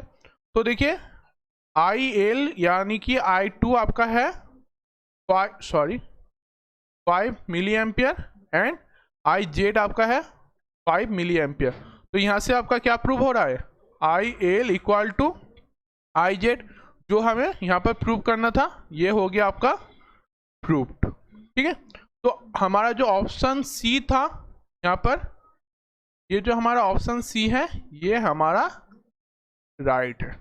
ठीक है, तो पहला जो ऑप्शन है ये रॉन्ग हो गया, हमारा तीसरा जो ऑप्शन है वो सही हो गया। अब बाकी जो रह गया बी एंड डी, ये आपका होमवर्क रहेगा। ठीक है, तो ये होमवर्क करके जरूर हमारा व्हाट्सएप या फिर टेलीग्राम ग्रुप पर सबमिट कर देना, मैं आपका आंसर चेक करके दे दूंगा। ठीक है, तो नेक्स्ट क्लास से पहले हमारा आंसर आप ग्रुप में दे देंगे। तो आज का क्लास यहीं तक। हमारा जेनर डाइट में हमने बहुत कुछ सीख लिया। इसके बाद हमारा जो नेक्स्ट क्लास रहेगा उसमें हम स्टार्ट करेंगे बहुत सारे जेनर डाइट के क्वेश्चन के साथ एंड फिर हम आगे बढ़ेंगे बीजेटी में, ठीक है। तो आज का क्लास यहीं तक। हम काफ़ी हद तक इलेक्ट्रॉनिक्स में आगे बढ़ चुके हैं। ऐसे ही हम धीरे धीरे बेसिक से एडवांस तक आगे बढ़ते जाएंगे, ठीक है। और एक बात, हमारे चैनल पे सब्सक्राइब स्टूडेंट से ज़्यादा नॉन सब्सक्राइब स्टूडेंट्स का व्यू ज़्यादा है, तो इसीलिए so please subscribe our channel. We need only your time and your support. So जुड़े रहिए हमारे साथ, ज्वाइन कर लीजिए हमारे ग्रुप को भी। मिलते हैं नेक्स्ट क्लास पे जो है कल 6 बजे। तब तक बाय बाय, थैंक यू।